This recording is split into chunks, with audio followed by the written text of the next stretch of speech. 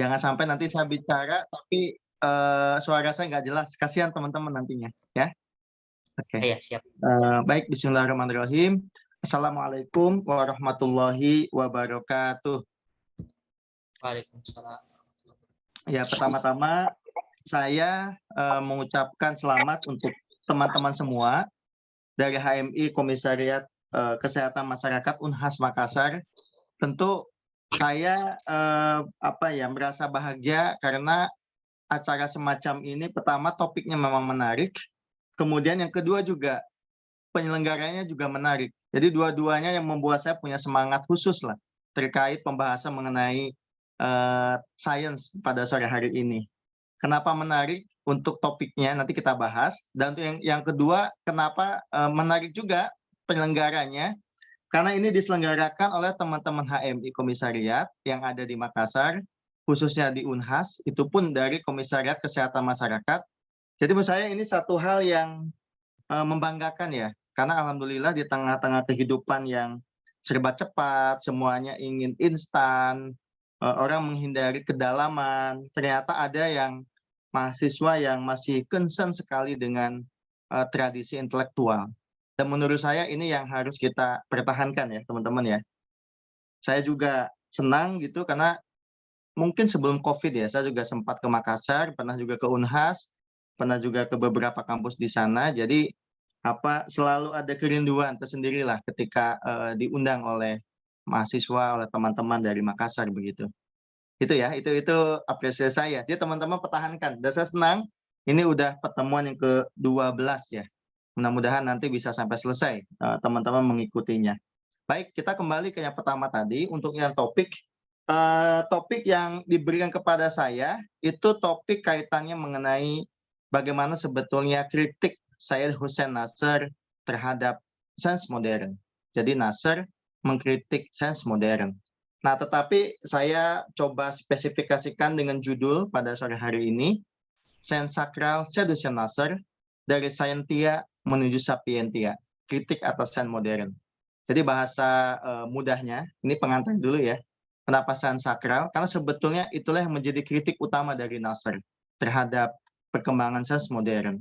Kemudian Scientia itu apa? Itu sains itu sendiri. Sapientia itu adalah kebijaksanaan. Jadi dari yang tadinya diskusi mengenai hanya sains, kemudian nanti Nasr akan banyak memperkenalkan bagaimana sains itu kemudian menjadi kebijaksanaan. Ya. Nah, itu nanti akan menjadi titik fondasi kritik atas sains modern. Boleh next slide, Mas? Ya, oke. Kita akan mulai dari kutipan ya.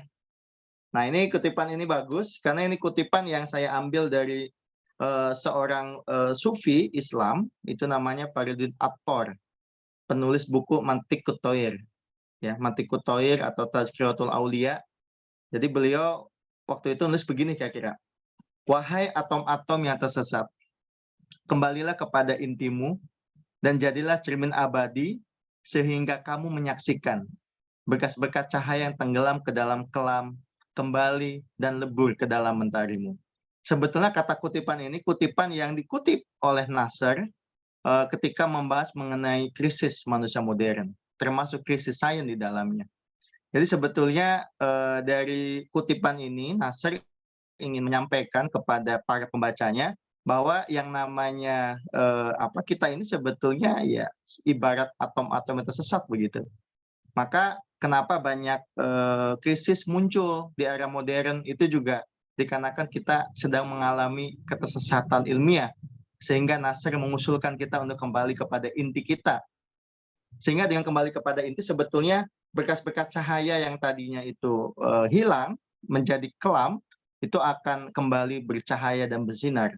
Jadi Nasr itu ingin mengembalikan sains sebagai sumber peradaban yang memajukan manusia, bukan menggelapkan manusia. Gitu. Maka saya kutip kutipan di sini. Oke, kita mulai dari pengantar dulu. Silakan next slide. Oke, nah ini kita mulai dari dari Ka'bah. Jadi teman-teman kalau kita membaca buku Syed Hussein Nasr, buku-bukunya ya, Secret Knowledge, termasuk tentang Islamic Civilization dan sebagainya, itu selalu Nasr akan memperkenalkan dengan suatu istilah yang disebut sebagai yang sakral. the secret, ya, yang sakral. Nah, yang sakral ini menjadi istilah penting karena juga menyebut sebagai the holy, yang suci, karena juga yang sakral, the secret. Nah, yang sakral ini sebetulnya yang menjadi sumber utama dari pengembangan sains atau ilmu pengetahuan. Makanya di sini Nasr pun mencontohkan dengan simbol Ka'bah. Jadi kalau kita studi Nasr itu akan selalu ada dua istilah, teman-teman. Ada istilah ilmu pengetahuan dalam pandangan tradisional, ada ilmu pengetahuan dalam pandangan modern. Nah, Nasr sendiri itu posisinya adalah berada di dalam pengetahuan yang tradisional. Di mana di dalam pengetahuan yang tradisional ini, justru kebenaran itu seperti Ka'bah. Artinya apa? Kebenaran itu ada yang tetap, ada yang sabit. Nah, kemudian nanti kebenaran yang tetap ini, sebagaimana Ka'bah, itu mengalir darinya tradisi, atau melalui tradisi. Jadi kebenaran tunggal ada, tapi kemudian mengalir melalui banyak tradisi, termasuk tradisi agama, termasuk local wisdom atau kearifan lokal, dan lain sebagainya. Nah, ini berbeda dengan sains modern, di mana mereka tidak mengenal yang namanya transmisi tadi. Tidak mengenal yang namanya aliran-aliran tadi. Jadi yang namanya pengetahuan itu betul-betul pure hasil pemikiran manusia. Nanti saya sampaikan siapa tokoh-tokoh yang menggawangi pemikiran sains modern begitu. Oke, jadi kalau Nasr ya kira-kira berangkatnya dari yang sakral. Jadi bagaimana Nasr sebagai seorang tradisionalis itu mengembangkan pemikiran tradisional untuk memahami sains. Jadi sebetulnya kalau panitia meminta saya bicara, Pak, bicara Nasr tentang sains modern, ya sebetulnya Nasr itu seorang tradisionalis mengkritik sains modern, karena sains modern itu dianggap sudah lama menghilangkan dimensi yang metafisik, ya, atau dimensi yang sakral, sehingga menjadi sangat sekuler, menjadi anti sesuatu yang luhur, sesuatu yang deep, bahkan sains juga berhenti hanya menjadi sesuatu yang sangat fungsional, begitu. Next, Mas. Nah, kita mulai dari studi pengetahuan. Barangkali ada sebagian teman-teman yang sudah mengenal ini ya, apalagi ini kan dari ilmu kesehatan masyarakat ya, betul ya, Kesmas, kesehatan masyarakat. Nah, di dalam pandangan sains tradisional, sebagaimana yang dipahami oleh Nasr, Satyushan Nasr, ada namanya Fridtjof Schwann, ada juga Dasgupta, ada juga misalnya Martin Links, ada juga selain ada Martin Links, ada Aka Komaraswamy, dan lain sebagainya. Ini tokoh-tokoh yang berada dalam haluan tradisionalis, di mana dalam pandangan tokoh-tokoh ini, termasuk Nasr, bahwa pengetahuan itu ada strukturnya.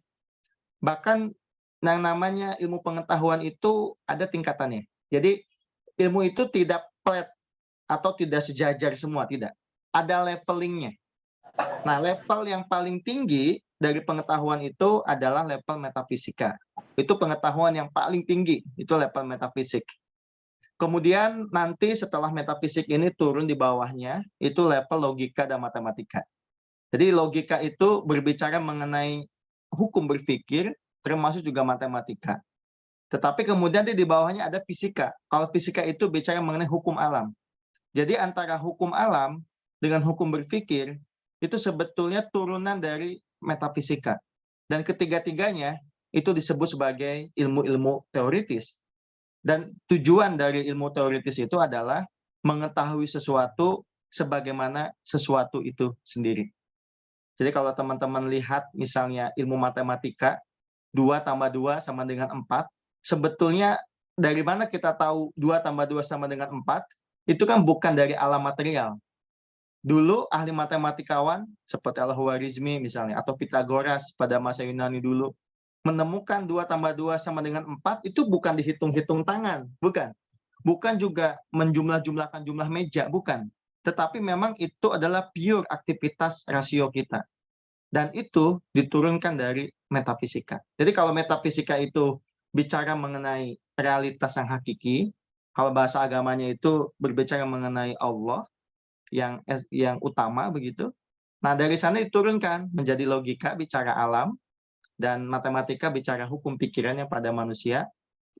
Logika matematika itu hukum manusia, kemudian fisika itu hukum alam. Nah, ketiga-tiganya itu menjadi satu kesatuan. Ya, sehingga kebenaran yang ada pada level metafisik itu turun sampai logika, sampai fisika. Nah, nanti pada turunannya akan ada operasionalisasi gagasan dari yang teoritis menjadi praktis. Makanya nanti ada turunan dari ilmu yang teoritis, namanya ilmu praktis.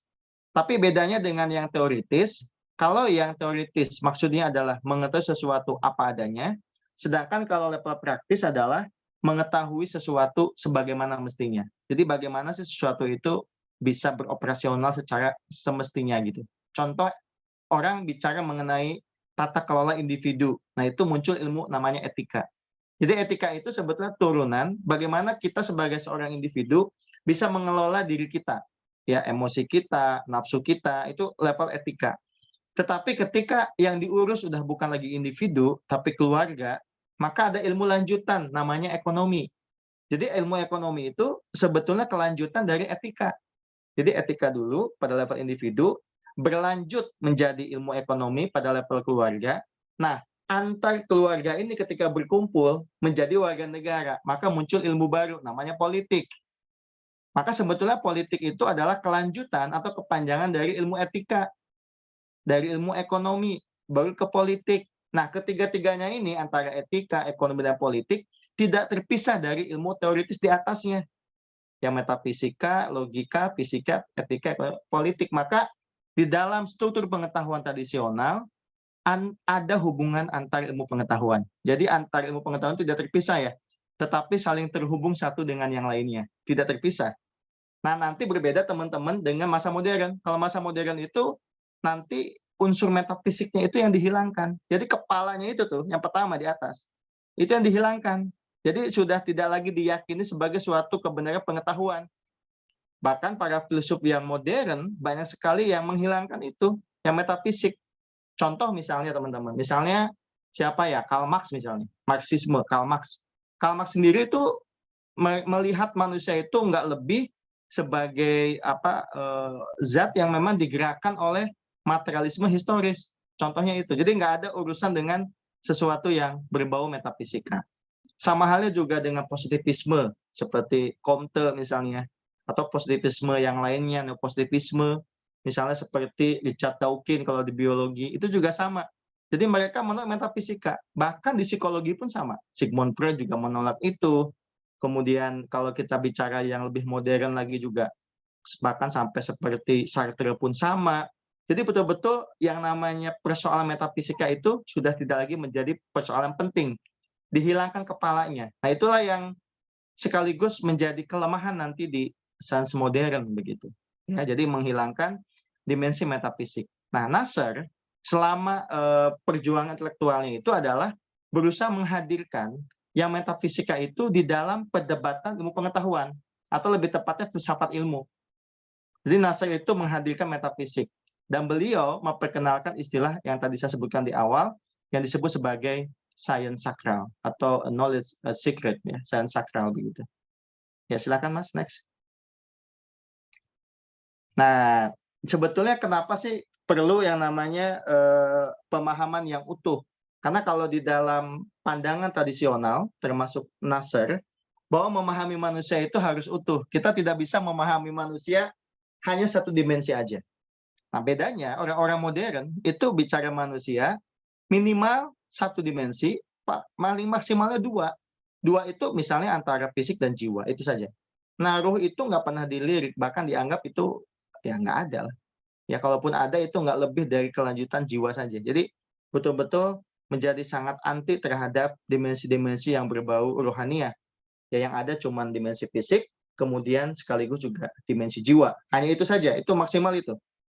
Ya, nanti teman-teman bisa cek misalnya di psikologi kita tahu ada 3 aliran besar di awal, ada misalnya aliran behaviorism. Itu kan fokusnya ketika memahami manusia nggak lebih hanya dari sisi perilakunya saja. Makanya orang seperti Ivan Pavlov ketika meneliti mengenai perilaku manusia melalui perilaku anjing, jadi dia kan pakai lonceng ya, bahwa yang namanya binatang itu hidup nggak lepas dari stimulus respon.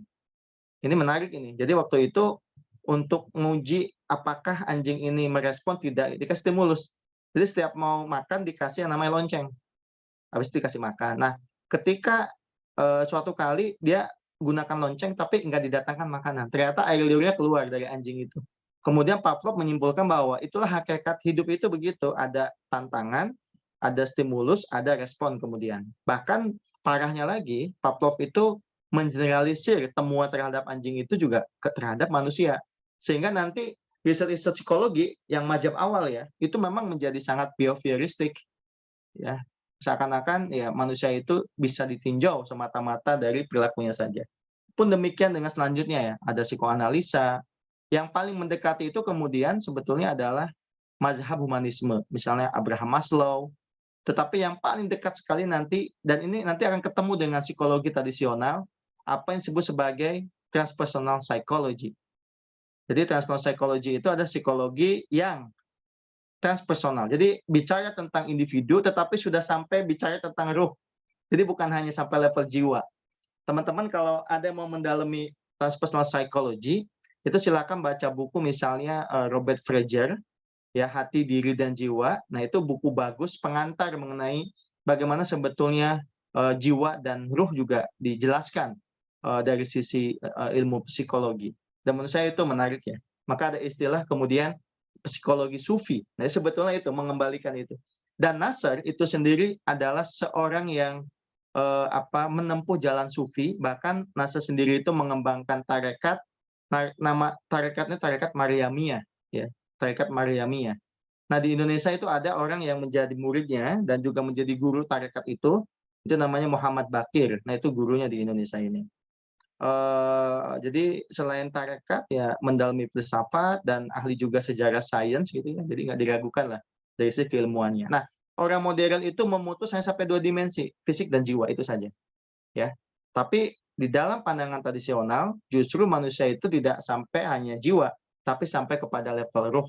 Jadi ada unsur fisiknya, ada jiwanya, sekaligus juga ada ruh.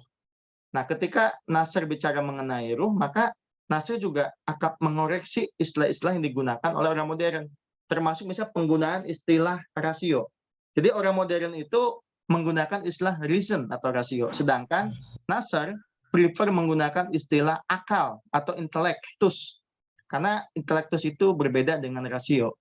Jadi kalau teman-teman mengembangkan rasio, artinya hanya bicara rasio yang berfungsi secara kuantitatif.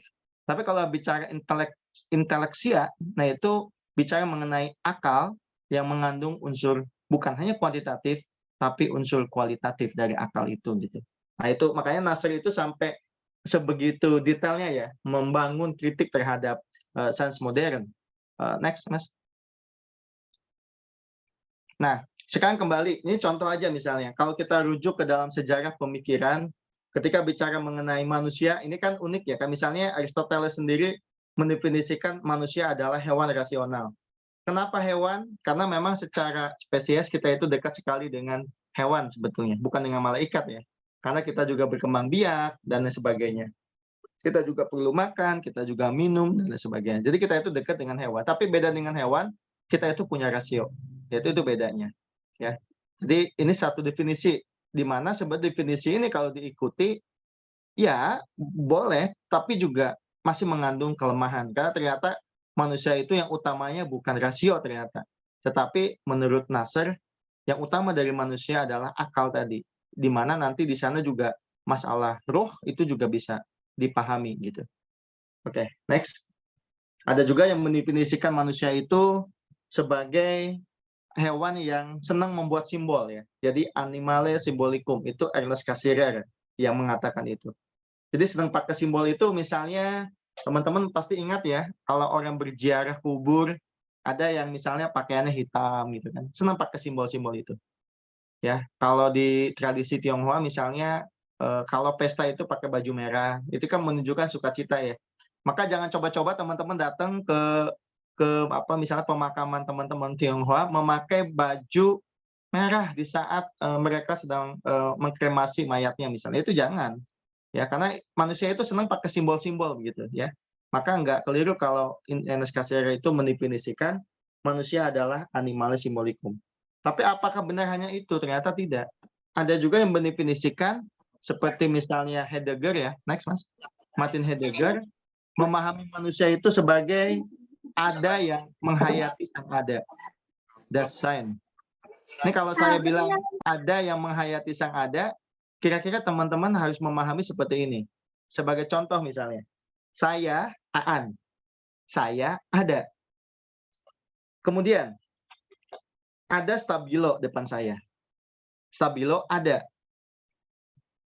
Kemudian ada pensil ya di depan saya. Nah, yang dimaksud menghayati sang ada itu gini. Manusia itu bisa menghayati ada sebetulnya tanpa merujuk kepada atribut apapun, termasuk stabilo, termasuk pulpen dan lain sebagainya. Nah, kemampuan menghayati sang ada ini itulah ciri khas dari manusia. Karena ini tidak bisa dilakukan oleh binatang sekalipun. Hanya manusialah yang bisa menghayati sang ada, Dasein. Itu menurut Heidegger. Nah, tetapi Nasser sendiri, silakan next, mengatakan bahwa sebetulnya manusia itu adalah makhluk spiritual.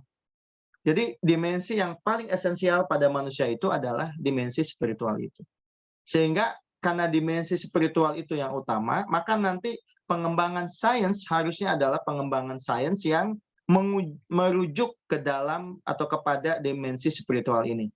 Jadi bukan anti spiritualitas, tetapi justru sains yang berkembang akan merujuk kepada dimensi spiritual. Nah, itu yang Syed Nasser sampaikan. Dan beliau sampai sekarang masih hidup ya teman-teman ya. Oke, next. Nah, tadi saya udah singgung-singgung sedikit mengenai sains modern. Sebetulnya siapa dan apa sih yang melatar belakangi pembentukan sains modern? Ada dua tokoh penting yang teman-teman harus lirik ya. Pertama ada namanya Descartes, yang kedua itu ada namanya Newton. Nah, Descartes ini kan dikenal dengan idenya cogito ergo sum.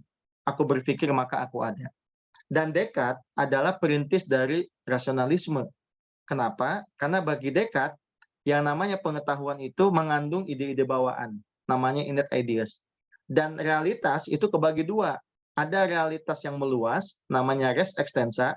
Ada realitas yang memang sebagai kesadaran, namanya res cogitan. Nah, problemnya adalah antara dua realitas ini tidak saling terhubung. Sehingga yang namanya urusan-urusan dunia itu biarkanlah dikelola secara dunia.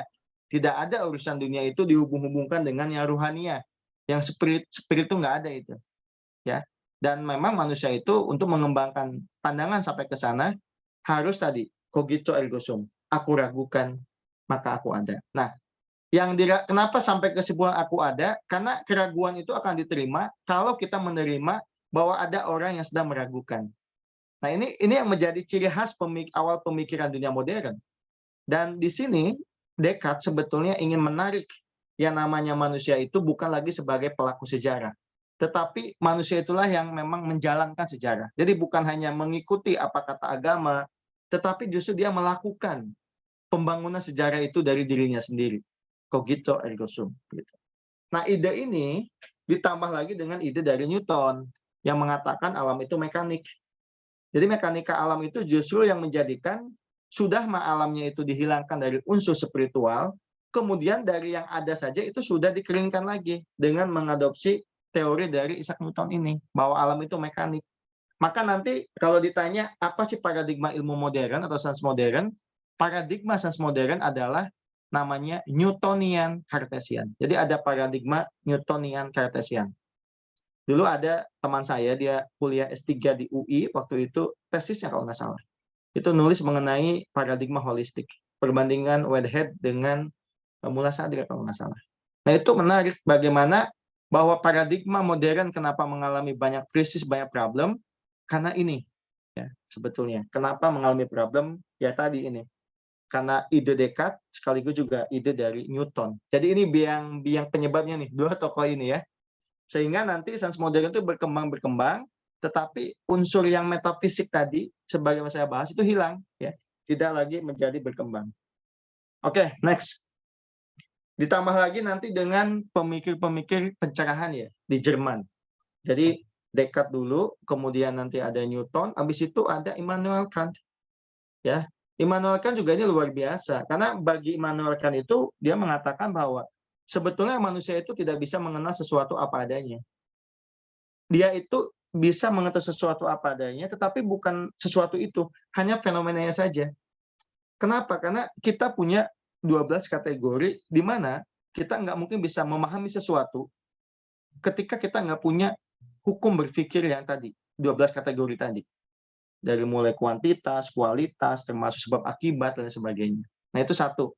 Kemudian yang kedua, di sini juga kemudian kan juga masih tetap memberi ruang terhadap agama ya. Tetapi memang kan juga akhirnya dikenal juga sebagai orang yang lebih logis, rasional, tapi kemudian agnostik ketika berjumpa dengan keyakinan terhadap Tuhan begitu. Oke, next. Mas, ini saya selesaikan dulu presentasi ya? Nggak apa-apa? Atau ada yang masih tanya? Selesaikan dulu, Mas. Selesaikan dulu ya. Oke, masih semangat kan? Ini jangan sampai pada tidur ini. Saya ceramah lama-lama pada tidur, enggak kan? Masih semangat, Kak. Iya, alhamdulillah. Sambil dulu ya. Soalnya slide-nya banyak, 28 slide. Saya siapkan buat teman-teman ya. Biar semangat nih Unhas nih. Oke, lanjut. Nah, sekarang kita lihat kalau ada istilah sains modern, sebetulnya kita juga harus tahu yang namanya manusia modern. Karena nanti yang di Kitik Nasr itu bukan hanya sainsnya ya, tetapi juga manusianya. Jadi manusia modern, modern man. Nah, itu nanti dilawankan versus dengan traditional man. Jadi manusia tradisional.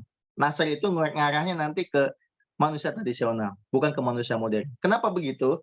Karena manusia modern itu sebetulnya mengalami krisis yang luar biasa dengan apa yang disebut sebagai krisis eksistensial, krisis keberadaan. Ya, jadi orang-orang modern itu sudah jauh dari titik spiritualitas, dari titik metafisika, ya, sehingga menjadi pribadi-pribadi yang sangat sekuler, menjadi pribadi yang sangat menolak agama, bahkan bukan hanya itu, menolak langit atau spiritualitas. Maka di sini dimensi pertama manusia modern itu penolak metafisika atau penantang langit. Nah, itu ciri pertama manusia modern. Yang kedua, karena manusia modern itu menolak langit atau menolak metafisika, maka hubungan manusia atau antar manusia itu berubah menjadi hubungan antar subjek dengan objek. Walaupun nanti di dalam tradisi modern ya, tradisi barat pun ada kritik terhadap ini. Misalnya contoh ada namanya Herbert Marcuse, itu menulis buku One Dimensional Man. Itu mengkritik orang modern itu, karena orang modern itu tadi semuanya serba satu dimensi. Ya kan? Kan ada viral, sesuatu yang viral sama semua. Padahal nggak demikian, hidup tuh nggak seperti itu. Misalnya konsep kecantikan, harus warna kulit putih, rambutnya panjang. Jangan lupa di belakang itu ada produsen kosmetik loh. Sehingga dalam orang-orang modern ini betul-betul hubungannya itu menjadi sangat subjek-objek. Jadi punya yang satu lebih ego daripada yang lainnya gitu. Nah, akibatnya apa? Terjadi eksploitasi luar biasa terhadap alam. Jadi alam itu dieksploitasi luar biasa, ya. Jadi alam itu dieksploitasi luar biasa sehingga memunculkan banyak sekali krisis begitu. Ya banyak sekali krisis. Bahkan seperti COVID misalnya itu juga ada mengatakan suatu riset bahwa itu disebabkan karena keserakahan manusia begitu. Nah, itu juga jadi satu refleksi, benar nggak demikian ya.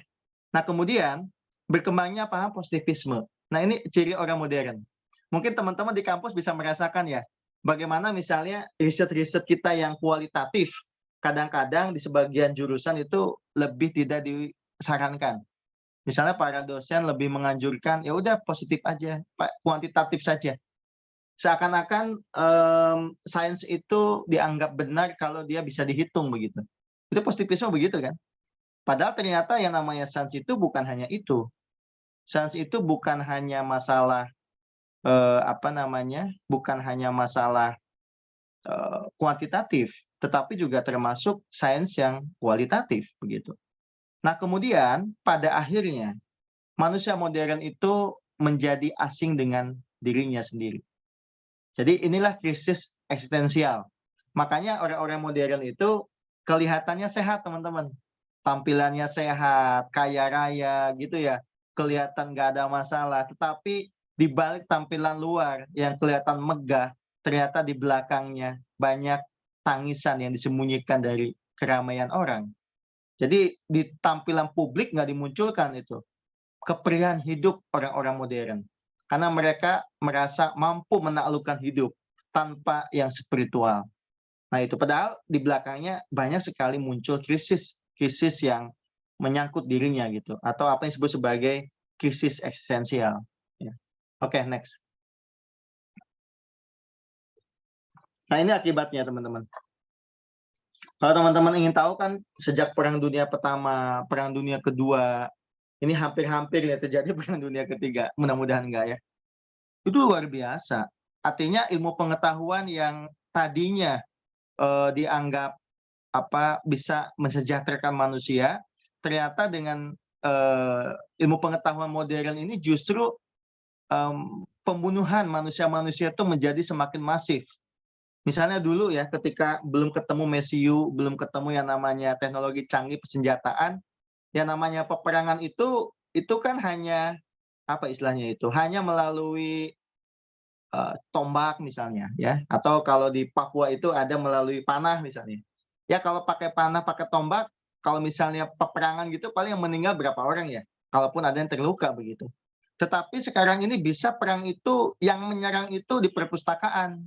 Ini seperti saya nih, diam aja di perpustakaan, tapi saya bisa mengoperasikan pemboman di suatu daerah. Nah, ini kan luar biasa. Kenapa bisa begitu? Ini teknologi modern.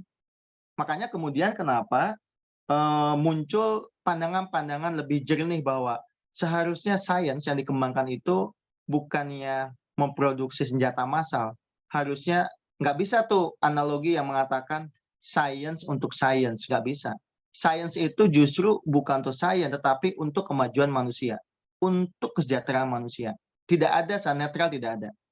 Nanti dalam lingkup lebih tinggi lagi bahwa sains itu sebetulnya dia menjadi makmum dari kebijaksanaan atau sapientia. Karena kenapa orang mengembangkan sains menurut Nasr, ujungnya adalah bukan untuk manusia itu saja, tetapi untuk mengenal Tuhan dalam jejak-jejak hidup ini. Karena Tuhan itu meninggalkan banyak jejak, kira-kira begitu. Maka semakin orang itu terdidik, harusnya dia semakin mengenal jejak-jejak ilahiyah di dalam kehidupan ini. Kemudian akibat lainnya apa? Next slide, Mas. Ada Mas Dito. Mas Dito, ini angkat tangan. Mau tanya atau gimana? Iya, nanti aja. Oh, mau tanya dulu atau nanti? Nanti Nah, aja. lanjut saja Ya. dulu, Pak.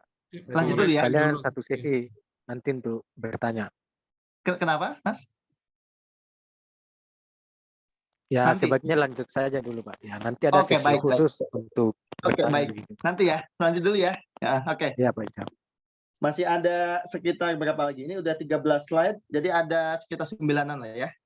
Lebih. Ya, sekitar itu. Oke. Nah, ini akibatnya nih.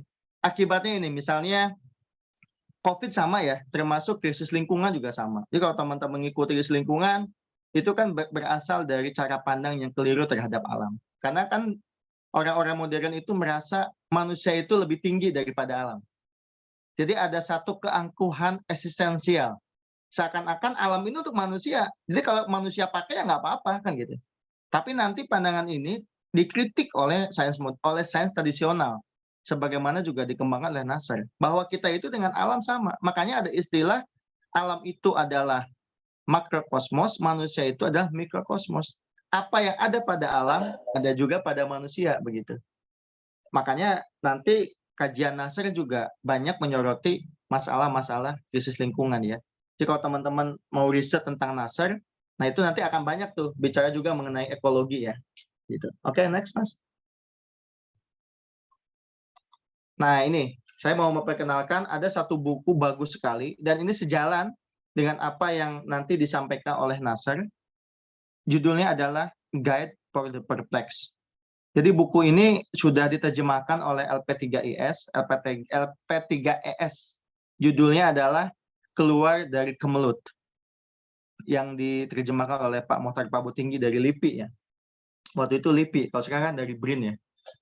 Nah, buku ini menceritakan bahwa ternyata hidup ini sebetulnya mengandung ada 4 kerajaan eksistensial. Ada 4 kerajaan besar dalam hidup ini. Yang pertama adalah kerajaan material, realitas material, misalnya bebatuan, kemudian mineral, air, ya, udara, itu realitas material. Tetapi itu sebetulnya hanya unsur pertama dari hidup ini. Di atasnya itu ada realitas lain, yaitu tumbuhan. Ya, jadi tumbuhan itu kerajaan yang berbeda dengan benda-benda material. Kenapa beda? Karena tumbuhan itu memiliki X, yaitu hidup. Jadi karena tumbuhan itu punya hidup, maka dia bisa bertumbuh. Kalau batu itu nggak bisa tumbuh. Makanya batu itu dia nggak akan bisa berubah, kecuali lingkungan yang mengubahnya. Kalau tumbuhan enggak, ada unsur dalam yang menjadikannya bisa tumbuh terus. Kenapa itu? Karena tumbuhan itu punya hidup. Nah, kerajaan ketiga selain tumbuhan itu ada namanya hewan. Jadi hewan itu dia mengandung materi di dalamnya, mengandung hidup di dalamnya, sekaligus juga mengandung kesadaran diri di dalam, kesadaran di dalamnya. Jadi ada hidup, ada materi, ada hidup, ada sadar. Itu hewan. Makanya kenapa teman-teman kalau kita lihat kuda ya, lihat kuda gitu, kita godain dia bisa ngelawan gitu. Tapi kalau batu-batuan nggak ngelawan kita ya begitu-begitu aja. Karena dia benda mati. Sedangkan tumbuhan itu hidup, bahkan hewan tuh punya kesadaran. Tumbuhan pun sama. Tumbuhan mau diejek-ejek juga oleh kita nggak gimana-gimana, tapi hidup dia. Tapi kalau hewan nggak bisa. Hewan itu punya insting. Sehingga hewan itu bisa melakukan serangan balik kalau terancam oleh kita. Tapi itu baru dunia ketiga. Jangan lupa, ada dunia keempat, itu dunia manusia. Dan kita itu, sebagai manusia itu juga mengandung unsur-unsur sebelumnya. Jadi di manusia itu kita punya unsur materi, kayak tangan kita, darah, itu kan unsur material, tulang-tulang yang kita punya. Tapi manusia itu hidup, makanya kenapa kita bisa tumbuh dari kecil sampai dewasa, ya. Kemudian jangan lupa kita juga punya kesadaran. Makanya kadang-kadang kita bisa nangis ya kalau lagi terluka, atau tertawa kalau lagi bahagia, karena kita punya kesadaran. Tapi lebih daripada itu, yang ini membedakan manusia dengan hewan, manusia itu punya kesadaran diri. Jadi sadar akan dirinya. Jadi kalau manusia nggak sadar akan dirinya, itu masalah. Nah, Nasr dengan mengembangkan sains sakral sebetulnya ingin menjadikan yang namanya sains itu harus menjadi sarana penyadaran diri manusia. Ini yang nggak dimiliki oleh sains modern. Karena kalau sains modern itu kan produk sains itu betul-betul untuk tujuan-tujuan material yang lainnya.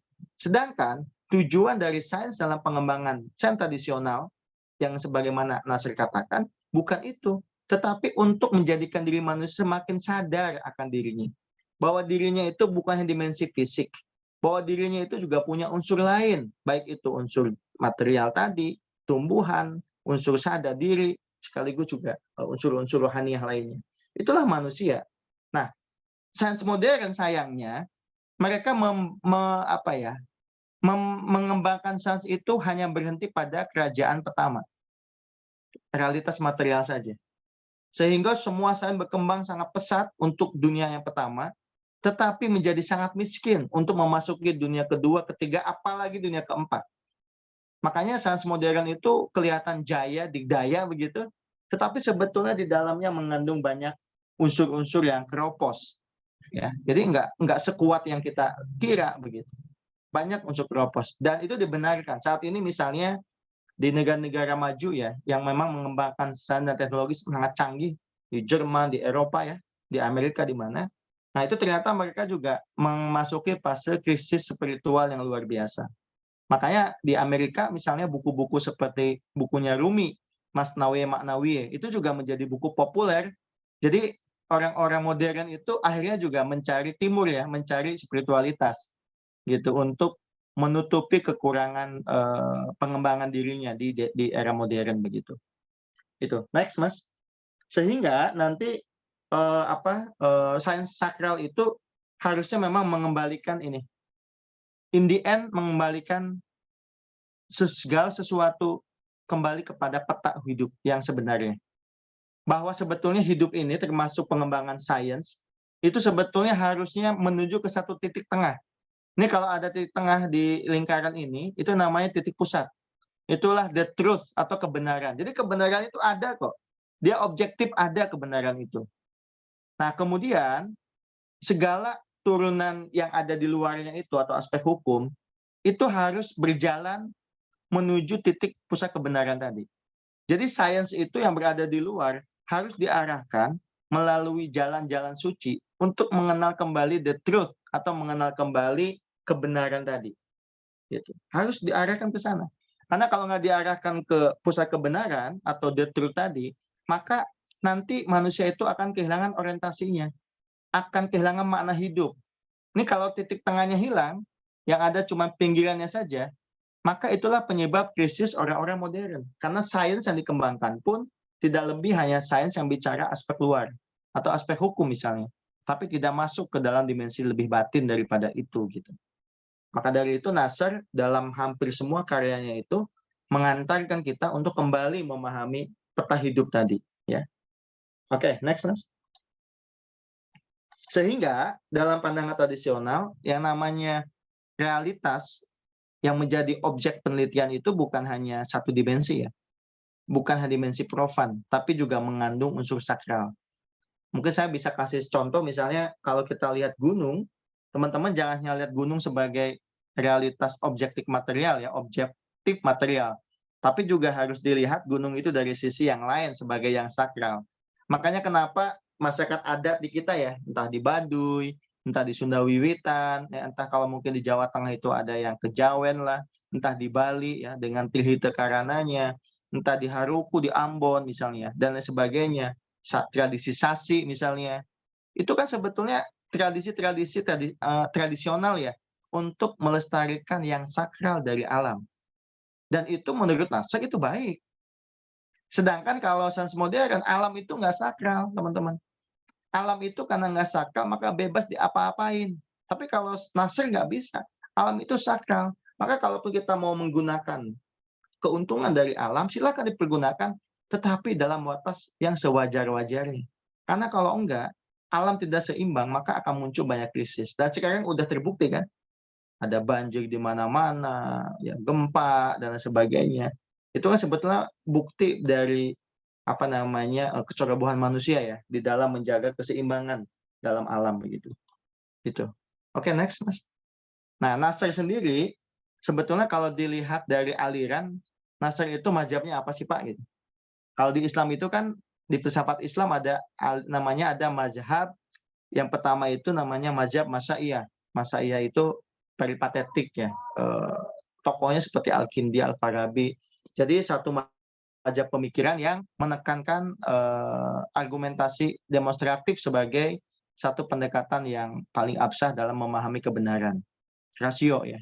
Nah, sedangkan yang kedua ada namanya aliran Isrokiyah, yang iluminasi. Ini sebaliknya nih, menekankan unsur spiritual ya. Tetapi ada yang ketiga, itu namanya alirannya itu ada Al-Hikmah Al-Muta'aliyah.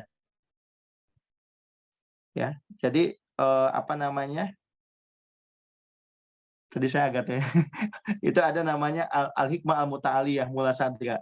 Nah, itu aliran ketiga. Tapi yang keempat namanya Irfan. Jadi Irfan itu adalah aliran yang disebut sebagai aliran sufi-sufi yang ada di Iran misalnya, itu Irfan. Nah, Sadusi Nasr itu alirannya itu filosofia perenis. Jadi filosofia perenis adalah aliran filsafat yang masih mempercayai bahwa yang sakral itu yang utama dalam semua pembahasan, termasuk pembahasan sains. Yang utama itu adalah yang sakral tadi. Gitu. Ya, maka kajiannya itu biasa meliputi Tuhan, alam, sekaligus manusia. Ada teologi, ada kosmologi, sekaligus juga ada antropologi. Oke, next, Mas. Nah, sekarang kita masuk ke dalam lagi ya, bicara mengenai sains sakralnya. Sebetulnya kalau teman-teman ingin tahu apa sih sains sakral itu paling mudahnya adalah suatu pengetahuan atau disiplin ilmu yang mengantarkan kita kenal tentang hakikat diri kita sendiri sebetulnya. Jadi kenal akan akunya. Maka nanti kajian di dalam sains sakral itu menarik karena dia mengkaji sesuatu itu bukan dari sisi epistemologi saja. Epistemologi itu apa? Bicara mengenai proses pengetahuan. Tetapi lebih daripada itu bahwa masalah mengetahui itu juga bagian dari kemengadaan manusia. Jadi manusia itu mengada, tahu itu adalah ada. Knowing is being. Itu menjadi prinsip dasar dari sains sakral sebagaimana Nasr kembangkan. Tapi kalau tradisi barat itu dipisah itu teman-teman. Dipisah. Jadi betul-betul dipisah antara mana wilayah epistemologi, mana wilayah ontologi, itu dipisah. Ontologi bicara hakikat, epistemologi bicara mengenai proses pengetahuan atau mengetahui itu sendiri, dipisah. Sedangkan Nasr digabung, ya. Kemudian filsafat perennial atau sains sakral juga bicara mengenai realitas yang mengenalkan dirinya melalui the intellect tadi atau melalui wahyu. Jadi sains sakral itu memosisikan wahyu itu menjadi hal penting. Beda dengan sains modern. Sains modern itu betul-betul pure rasio manusia. Nggak ada hubungannya sama wahyu, kitab suci, agama. Jadi betul-betul hasil olah pikir manusia. Nah itu sains modern. Sedangkan sains sakral sebagai lawan dari sains modern itu tidak mengenal itu. Karena kebenaran itu melalui intelek juga sekaligus melalui wahyu begitu. Next. Nah, ini yang membedakan teman-teman. Kalau di dalam sains sakral ini sebagai antitesa dari sains modern, tadi saya sampaikan, jadi kebenaran itu bisa ditempuh oleh dua ya. Baik kebenaran dari dalam melalui inteleksia tadi, atau melalui kebenaran dari luar melalui revelation atau wahyu. Jadi dua-duanya itu bisa ditempuh dan memang harus ditempuh. Jadi kita nggak bisa menempuh hanya salah satunya saja. Next, Mas. Nah, ini yang membedakan nih. Sains sakral itu bukan produk manusia. Jadi sains sakral itu bukan produk manusia, tetapi adalah given. Makanya kalau menggunakan sains sakral, nah ini yang berbeda dengan sains modern. Bahasanya gini, kalau sains modern, hati Anda suci atau enggak, tetap Anda dapat ilmu gitu. Tapi kalau sains sakral nggak bisa. Kita itu untuk mendapatkan pengetahuan yang hakiki, kita pun harus mempersiapkan diri untuk mendapatkan pengetahuan itu gitu. Hatinya dibersihkan dan lain sebagainya. Maka di sini disebut bahwa secret science is not human product. Dia bukan produk dari manusia, tapi given by Allah sebagai the creator dari manusia itu sendiri. Kemudian juga setiap ada realitas partikular di sana ada universal. Jadi ini untuk menunjukkan kita itu nggak mungkin lah menolak sesuatu yang universal gitu. Nggak mungkin. Karena partikular itu bisa dipahami karena ada universal. Kalau sains modern kan sangat fokus ya terhadap hal detail yang partikular begitu. Mereka mempercayai temuan-temuan kuantitatif yang partikular. Tetapi banyak di antara mereka juga yang menolak sesuatu yang melampaui yang partikular tadi, yaitu yang universal. Padahal yang universal itu atau yang partikular bisa dipahami melalui yang universal sebetulnya.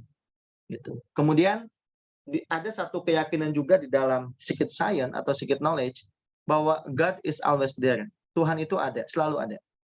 Tetapi problem terbesar umat manusia adalah tidak pernah merasakan keberadaan Allah. Padahal Allah itu ada. Nah, gitu. Termasuk misalnya ketika bicara mengenai pikiran intelektual kita, itu juga kita itu menjadi intelek karena the truth yang menjadikannya intelektual. Jadi kita itu tahu sesuatu bukan karena kita tahu sesuatu, tetapi justru pengetahuan itulah yang memang menghampiri kita, membukakan dirinya kepada kita. Alam ini kenapa bisa ditemukan teori-teorinya? Karena alam itu membukakan diri kepada kita, sehingga bisa dipahami hukum-hukumnya. Begitu.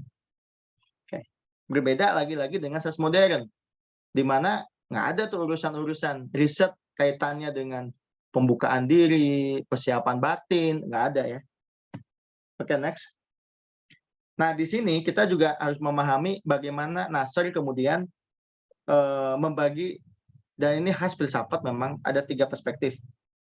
Dia atau Nasr sendiri merombak pemahaman filsafat itu dengan sangat detail gitu, dibagi 3. Jadi kita bisa melihatnya dari dimensi ontologis, bisa juga dari epistemologis, sekaligus juga dari dimensi aksiologis. Tetapi ketiga-tiganya itu menjadi satu kesatuan karena diikat oleh yang sakral tadi.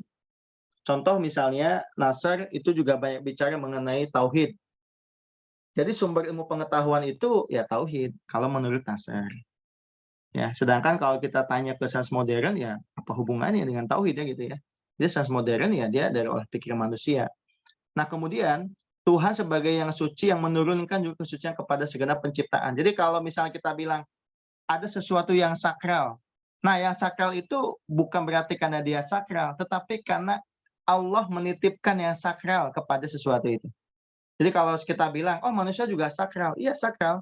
Karena bukan karena manusianya, tapi karena kita menjadi mandatoris Tuhan di atas muka bumi ini. Maka kita juga mengandung unsur yang sakral. Nah, karena manusia juga mengandung unsur yang sakral, kita nggak boleh merendahkan manusia yang lainnya. Begitu. Karena sama aja itu merendahkan Tuhan juga. Nah, di sini kemudian terjadi apa disebut sebagai proses sakralisasi. Jadi menyebar ya dari tauhid tadi yang satu, nyebar yang sakral itu kemana-mana begitu. Ya. Nah, ini nanti akan berbeda pandangannya dengan orang-orang modern atau sains modern. Di mana kalau sains modern itu nggak ada hubungan tuh yang sakral dengan yang dengan sains begitu ya. Pokoknya kalau ingin berkembang sains ya jangan sakral, harusnya profan gitu atau keduniawian atau sekuler bahasa lainnya. Kemudian sains sakral juga memiliki ide kesatuan pada seluruh yang ada. Jadi ada prinsip yang satu, ada the oneness, the unity. Jadi tujuan dari pengembangan sains itu adalah untuk mencari titik temu di antara satu sains dengan disiplin sains yang lainnya. Begitu. Oke, itu termasuk ketika membahas manusia juga sama ya. Jadi manusia itu adalah citra Allah, manusia itu memantulkan nama dan sifat ilahiyah. Dan ini yang menarik teman-teman. Next ya, Mas. Next. Jadi keagungan manusia itu bukan karena ilmu pengetahuan, tapi karena manusia itu langsung diajak komunikasi melalui Al-Quran atau melalui hatinya. Itu yang menjadikan manusia itu betul-betul menjadi mulia gitu, karena ketentuan dari dari Allah itu sendiri. Kemudian ada konsep lain, dan ini berbeda dengan konsep manusia modern yang memang hanya mengembangkan satu dimensi aja. Maka Nasr itu memperkenalkan dimensi lain dari manusia. Di sini Nasr memperkenalkan istilah yang udah cukup akrab ya di tasawuf, namanya al-insan al-kamil atau sebagai manusia sempurna gitu. Ya, jadi bukan manusia yang banyak kurangnya, tetapi manusia yang memang sempurna begitu. Oke, next Mas. Nah, alam, bagaimana dengan alam? Alam sendiri itu merupakan cermin yang memantulkan realitas sejati. Dan posisi alam ini tidak bisa lepas dari aspek metafisik. Itu yang tadi saya sampaikan. Jadi alam itu tidak bisa lepas dari hukum-hukum metafisik, tetap masih mengandung unsur-unsur metafisik juga gitu. Kemudian memahami alam sama dengan Al-Quran. Iya betul. Kenapa? Karena Al-Quran itu adalah Al-Quran At-Tadwini ya. Tetapi juga alam itu sendiri adalah Al-Quran At-Takwini. Jadi sama-sama Al-Quran sebetulnya. Tidak merupakan sesuatu yang saling bertabrakan. Nah, keteraturan alam. Kenapa alamnya teratur ya? Kenapa nggak ada matahari nabrak begitu? Karena itulah barokah dari Allah. The blessing from Allah. Jadi kita nggak bisa menafikan unsur ilahiyah juga gitu. Karena ada prinsip keteraturan. Nggak mungkin lah manusia itu bisa memunculkan itu. Itu pasti yang menciptakannya. Itu adalah Allah. Kemudian alam tempat transformasi manusia dari al-insan al-qadim menuju al-insan al-kamil. Jadi orang-orang yang sebelumnya menjadi orang yang memang universal ya. Kemudian manusia juga sebagai saluran rahmat, alam memiliki dimensi fisik sekaligus batin, kemudian alam hierarkis dan vertikal. Jadi nggak ada tuh istilah egaliter begitu ya sama semua. Ada strukturnya dia. Beda nanti dengan sains modern. Kalau sains modern itu kan semuanya diandaikan egaliter saja. Nggak ada bedanya. Kalau tradisional tidak bisa. Saling terhubung satu dengan yang lainnya. Ada tingkatannya. Next, Mas. Selanjutnya. Oke.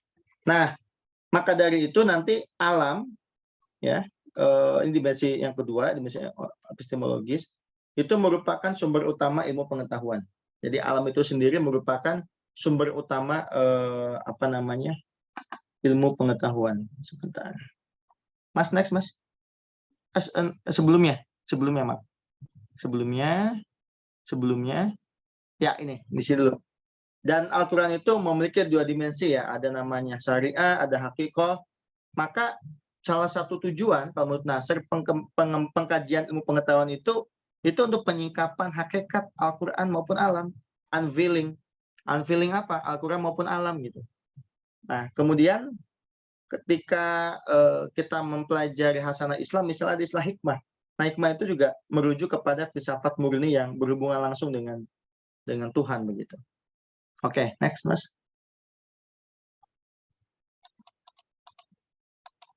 Nah, ini ada dimensi epistemologisnya. Jadi alam itu juga merupakan pengejawantahan dari Sang Ilahi. Alam merupakan petunjuk yang mencerminkan berbagai sifat Allah. Perlu kosmologi tersendiri untuk memahami alam ya. Jadi kita nggak bisa menggunakan kosmologi modern. Karena kalau menggunakan kosmologi modern, nanti akan bakal banyak yang hilang dari alam itu gitu. Termasuk unsur-unsur rohaniahnya. Nah, aspek teofani alam membantu manusia untuk mengetahui hakikat hidupnya. Manusia perlu senantiasa sakral di dalam memahami alam. Oke, next. Terakhir ya ini slide-nya. Nah, ini. Nanti, saya setelah bicara mengenai tadi ya, sains sakral, dari sisi ontologi, epistemologi, di mana itu semua memang mengkritik sains modern. Terakhir, Nasir banyak bicara juga mengenai dimensi aksiologis atau dimensi estetika dan etika dari Islam begitu. Ya, di mana menurut Nasir, misalnya ketika bicara estetika, itu nggak bisa lepas ya dari prinsip tauhid gitu. Bahkan seni yang dikembangkan oleh umat Islam itu seharusnya jadi saluran bagi pengetahuan dan keanggunan sains sakral. Dan manusia itu sendiri sebetulnya itu merupakan karya seni yang merepresentasikan keindahan tertinggi di dunia. Ya, jadi manusia itu juga karya seni. Seni Islam terkait dengan dimensi batin Al-Quran, karena yang memiliki prinsip keharmonisan. Gitu. Nah ini jadi turunan dari tadi ontologi, dimensi epistemologi, sampai ke dimensi aksiologi. Nah saya mau beri contoh misalnya, bangunan-bangunan yang dikembangkan oleh Islam abad pertengahan, tepatnya di Iran, misalnya di Isfahan, atau di tempat-tempat Syria yang sebelum perang, itu sebetulnya menunjukkan suatu seni tingkat tinggi begitu. Ya, dan itu juga memang diakui oleh dunia. Kenapa demikian? Karena seni yang dikembangkan di Islam misalnya bukan hanya mendorong dimensi lahiriah tadi, tetapi juga banyak sekali mengandung dimensi batin. Oke, Mas, next. Ya, ini ya. Jadi ada jika. Nah, ini silakan. Talk aati. As talk inspire. Oke, saya pikir itu dulu ya, teman-teman ya. Ini panjang sekali materinya. Mudah-mudahan tidak jenuh dan saya pikir ada waktu cukup ya. Sekitar hampir 60 menit mungkin ya untuk tanya jawab. Jadi saya kembalikan ke moderator, silakan. Oke, terima kasih Pak Aan. Selanjutnya pada teman-teman sekalian yang ingin bertanya bisa melakukan raise hand atau mengetikkan pertanyaan di kolom chat. Yang pertama untuk Pak Dito Anugoro terlebih dahulu. Silakan Pak. Baik, Assalamualaikum warahmatullahi wabarakatuh. Waalaikumsalam. Sebelumnya, perkenalkan nama saya Dito Anurogo. Saya mahasiswa S3 di Taipei Medical University, Taiwan. Dan latar belakang saya di bidang kesehatan atau kedokteran sekaligus biologi molekuler. Jadi saya seorang yang pemula sekaligus pemalu dalam hal filsafat. Begitu, jadi menarik sekali tadi. Saya perlu belajar nih Mas Dito, kebalikan nih. Kumaha damang Kang Aan. Damang Kang, damang. Wah, luar biasa nih. Jadi menarik sekali tadi apa yang disampaikan oleh Kang Aan Rukmana. Saya ada beberapa pertanyaan langsung aja. Yang pertama, bagaimana sebenarnya Nasir ini memandang metaverse dan dunia digital, Kang Aan? Yang sekarang lagi tren itu ya, hot topic itu. Dan yang kedua, itu saya tahu Jean Baudrillard itu orang sosiolog Perancis mengemukakan teori simulakra. Nah, itu hiperrealitas atau realitas semu itu kan sekarang yang melanda dunia saat ini, terutama kaum milenial atau digital ini, sehingga mereka kehilangan jati diri. Nah, itu solusinya bagaimana ya kira-kira? Apakah kita perlu menciptakan isme baru, ataukah kita kembali atau mudahnya kembali ke Al-Quran dan Hadis gitu aja? Maksudnya satu konsep yang secara universal diterima dan tidak bisa mengandung perpecahan, karena tahu saya semua isme kan mengandung kelemahan. Nah itu. Jadi kemudian yang ketiga, apakah kita bisa istilahnya menciptakan suatu isme yang bisa mempersatukan semua isme yang ada, tapi itu akhirnya menciptakan dunia yang sejahtera, yang baru, yang damai begitu. Tapi kalau bisa isme yang baru nanti yang terbentuk itu tidak kita namai isme. Apakah mungkin kita namai cinta, atau mungkin kita namai kasih, atau apa gitu. Tapi yang bersifat universal tetapi bisa merangkul semua agama, semua pandangan atau filsafat gitu. Itu yang ada di pikiran saya. Mohon pencerahannya Kang Aan. Hatur nuhun. Sampai Kang Dito, wah luar biasa nih. Oke, silahkan Kang Aan. Langsung aja dulu ya, langsung dijawab ya satu-satu ya. Kang Dito makasih loh. Ini lagi Taiwan. Ya, sedang di Taiwan ini. Luar biasa. Udah jam berapa di sana sekarang? Jam 5.20 sore. Oh, 5.20. 1 jam ya beda ya. Dia kan Iya, betul. 1 jam. Kalau Iya. di Makassar jam berapa sekarang teman-teman? Makassar sama dengan Taiwan. Oh sama ya? Pak. Oke. Beda 1 Sudah jam ya? jam 5 sore. Oke. 5 sore ya, baik. Iya. Oke. Pertama gini Mas Dito. Sebetulnya Nasr itu nggak menolak sains loh. Itu Iya. kita harus meng-highlight itu. Yang Nasr kritik itu adalah paham yang dihasilkan berdasarkan sains. Atau dalam bahasa filsafat itu saintisme. Oh, saintis. Iya, iya. Jadi bukan menolak sainsnya. Misalnya temuan-temuan, misalnya hiperrealitas tadi, apa temuan tentang metaverse, ya Iya, sekarang ya digital. Kan Nasr juga masih hidup. Nasr juga sering nonton videonya juga. Sebenarnya nggak nolak. Temuan-temuan itu satu temuan yang luar biasa. Tetapi Nasr itu sangat concern terhadap ada yang hilang dari manusia gitu, Mas. Oh. Jadi manusia itu mengalami amnesia. Apa itu amnesia manusia? Dia lupakan dirinya, Mas. Jadi banyak fokus pengembangan keluar, pengembangan sains hebat banget di luar. Tetapi ketika ditanya, siapa aku? Pada bingung, kelagapan semuanya. Karena pertanyaan siapa aku itu kan pertanyaan eksistensial sebetulnya. Pertanyaan yang akan mengarahkan kira-kira kalau aku udah mengembangkan metaverse, itu mau diapakan gitu kan? Iya, betul.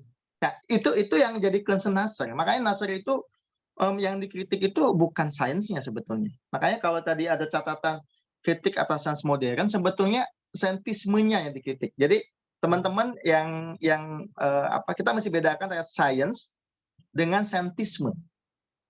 Contoh, siapa tuh Charles Darwin sebetulnya ketika mengembangkan evolusi ya Kang Dino itu nggak ada masalah. Itu satu temuan ilmiah kan? Iya. Tetapi menjadi masalah ketika kemudian dengan teori evolusinya itu mengatakan bahwa penciptaan itu nggak ada. Oh. Yang ada itu terjadi karena evolusi. Akhirnya apalagi dengan menghantam orang yang percaya dengan agama. Misalnya Richard Dawkins ya. Nah, itu kan dia neo-Darwinian. Itu mengkritik orang yang mengakui Tuhan. Nah, itu jadi problem tuh, Mas. Maka diskusinya sudah bukan lagi sains, itu udah ke saintismenya. Itu yang dikritik oleh Nasr. Makanya kenapa Nasr betul-betul semua proyek buku-bukunya itu, kebetulan saya S1, Mas, S2 sampai S3 itu kajian saya Nasr. Jadi S1 saya tentang Nasr, bahkan murid saya ada yang juga yang pernah menjadi muridnya Nasr. Ya, jadi lucu, bukan guru yang sama, ini murid yang sama-sama murid Nasr. Kemudian S2 saya Immanuel Kant dengan Nasr, S3 saya Ca'nu dan Nasr, Mas. Jadi saya baca hampir semua naskah-naskahnya. Nasr itu yang dikritik itunya, saintismenya. Ya, itu satu. Kemudian yang kedua, kira-kira bisa nggak sih kita membangun satu gerakan untuk isme baru? Justru Nasr itu ketika mengatakan sains sakral itu menarik karena sebetulnya ketika Nasr bicara tentang sains sakral bukan Islamic science lah, bukan sains Islam. Jadi Nasr ketika cerita tentang sains Islam itu sebetulnya menceritakan sains yang pernah berkembang di peradaban Islam. Tapi ketika bicara kontekstualisasi sains saat ini, Nasr pakai istilah sains sakral. Jadi lebih universal. Nanti beda halnya dengan misalnya Ismail Roji Al-Faruqi. Itu beda. Naqib Alatos. Nah, itu beda nanti itu pendekatannya. Ziauddin Sardar. Misalnya contoh Ziauddin Sardar, Islamisasi sains. Gimana caranya? Peradaban dulu diislamkan. Nanti sains otomatis akan menjadi terislamkan. Gitu, itu contoh Sardar ya. Pendekatannya ke peradaban. Kalau misalnya Ismail Roji Al-Faruqi beda. Kalau Ismail Roji Al-Faruqi itu sangat teknis, Mas. Jadi islamisasi sainsnya itu sangat teknis. Melalui 12 langkah Misalnya contoh, proposal harus mengarah kepada agama. Kayak gitu, Mas. Kemudian dipastikan realitas yang dikaji bukan hanya material, tapi juga non-material. Kayak gitu kajian-kajiannya. Jadi lebih teknis itu di Ismail Roji Al-Faruqi. Kalau Nasr itu tidak. Nasr itu lebih metafisik sebetulnya. Makanya saya mungkin bisa mengatakan Nasr ini pejuang atau filsuf atau pemikir Islam yang ingin mengembalikan yang metafisik dalam kesadaran sains. Sebetulnya itu. Supaya sains itu nggak kehilangan induknya. Makanya saya kasih judul sore ini Scientia menuju Sapientia. Jadi sains yang diarahkan menuju kebijaksanaan gitu. Kayak Kang Dino ini kan ahli nih di sains nih, pastilah ahli di sains. Nanti arahnya itu justru untuk apa? Untuk kebijaksanaan gitu kan. Jadi bukan sains untuk sains, nggak bisa. Sains untuk kebijaksanaan. Investigode, mencari jejak-jejak Tuhan. Lebih spiritualis lah pendekatannya. Gitu. Itu ya, Kang ya? Cukup ya? Ya, terima kasih sekali, Kang Aan. Luar biasa. Sami-sami. Nuhun. Silakan Bapak moderator, mungkin yang lain. Oke, selanjutnya Kang Aan untuk Pak Ai Mustafa, silakan Pak. Ya, Silakan Pak. terima kasih moderator juga Kang Aan nih. Ya. Saya ini cuma penyenang ya, penyenang filsafat nih, baru belajar kemarin ini saja, dan saya tadi sangat mendapatkan gambaran yang sangat saya pahami ketika tadi paparannya itu begitu runtut dan jelas tentang konsep Syed Hussein Nasr ini. Tadi kan di awal juga tadi disebutkan ya bahwa Syed Hussein Nasr ini termasuk yang ilmu yang tradisional ya. Dia menyayangkan bahwa di atasnya itu metafisik itu tercerabut ya dari matematika logika, dari fisika, dari etika, kemudian dari ekonomi ya, kemudian dari politik itu tercerabut gitu kan. Ini sebenarnya juga di grup WhatsApp ini kan jadi yang perbincangan hangat nih ya. Kenapa kok sains di dunia modern ini benar-benar mencerabut ya sesuatu hal yang esoteris ya, yang metafisiknya gitu. Tapi masalahannya adalah itu Syed Hussein Nasr kan tadi Kang Aan bilang tuh berusaha untuk menyatukan kembali yang hilang ya metafisiknya ini ya, sesuatu yang esoteris ini ingin diusahakan ya dengan tadi ada lingkaran itu kan, dia harus bertemu satu titik di dalam itu kan, semuanya agak bertemu ya, perennis ya. Pertanyaan saya sebenarnya salah satu pertanyaan saya adalah itu bagaimana nih bisa mengembalikan agar metafisiknya ini, sesuatu yang sangat esoteris ini dikembalikan lagi gitu kan. Karena saya melihat ini kebanyakan itu disalahpahami. Kalau menurut saya disalahpahami ya. Sekedar sains itu dicocok-cocokkan saja gitu kan. Dia meneliti sains, kemudian nanti dia hanya mencari label-label Al-Qur'annya atau hadisnya di situ aja gitu. Saya belum melihat ya integritas metafisik ini yang tercerabut hilang itu secara konkret itu gimana?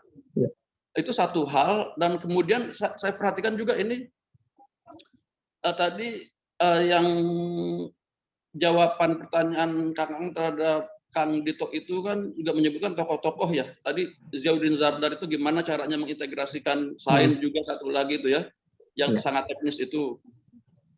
Lalu kesan saya, apakah ini hanya pertentangan dua kubu besar saja ini Kang, antara peradaban Islam dengan peradaban Barat gitu. Peradaban Barat menghilangkan metafisik, sedangkan peradaban Islam ini ingin berusaha menyatukan kembali metafisik ini. Pertanyaan saya kedua adalah apakah juga ada ya di kalangan Barat sana yang sudah terpapar dengan dunia positivistik ini itu berusaha untuk mengintegrasikan lagi gitu, untuk agar metafisikanya ini kembali lagi nggak tercerabut lepas begitu. Itu yang kedua ya. Yang ketiga adalah saya juga pernah baca ini filsafat Nietzsche ya, di genealoginya itu Nietzsche juga sebenarnya kan dia mengkritik sains ya. Nietzsche juga mengatakan bahwa sebenarnya sains yang berkembang sekarang pun itu tidak berada atau berjalan di atas kehendak sesuatu di belakangnya gitu. Jadi ada juga metafisik yang menurut Nietzsche ini ada metafisik yang menggerakkan sains gitu. Ya, metafisik yang menggerakkan sains ini sebenarnya sangat berkuasa sehingga kekuasaan untuk berkehendak itu menjadi tinggi gitu.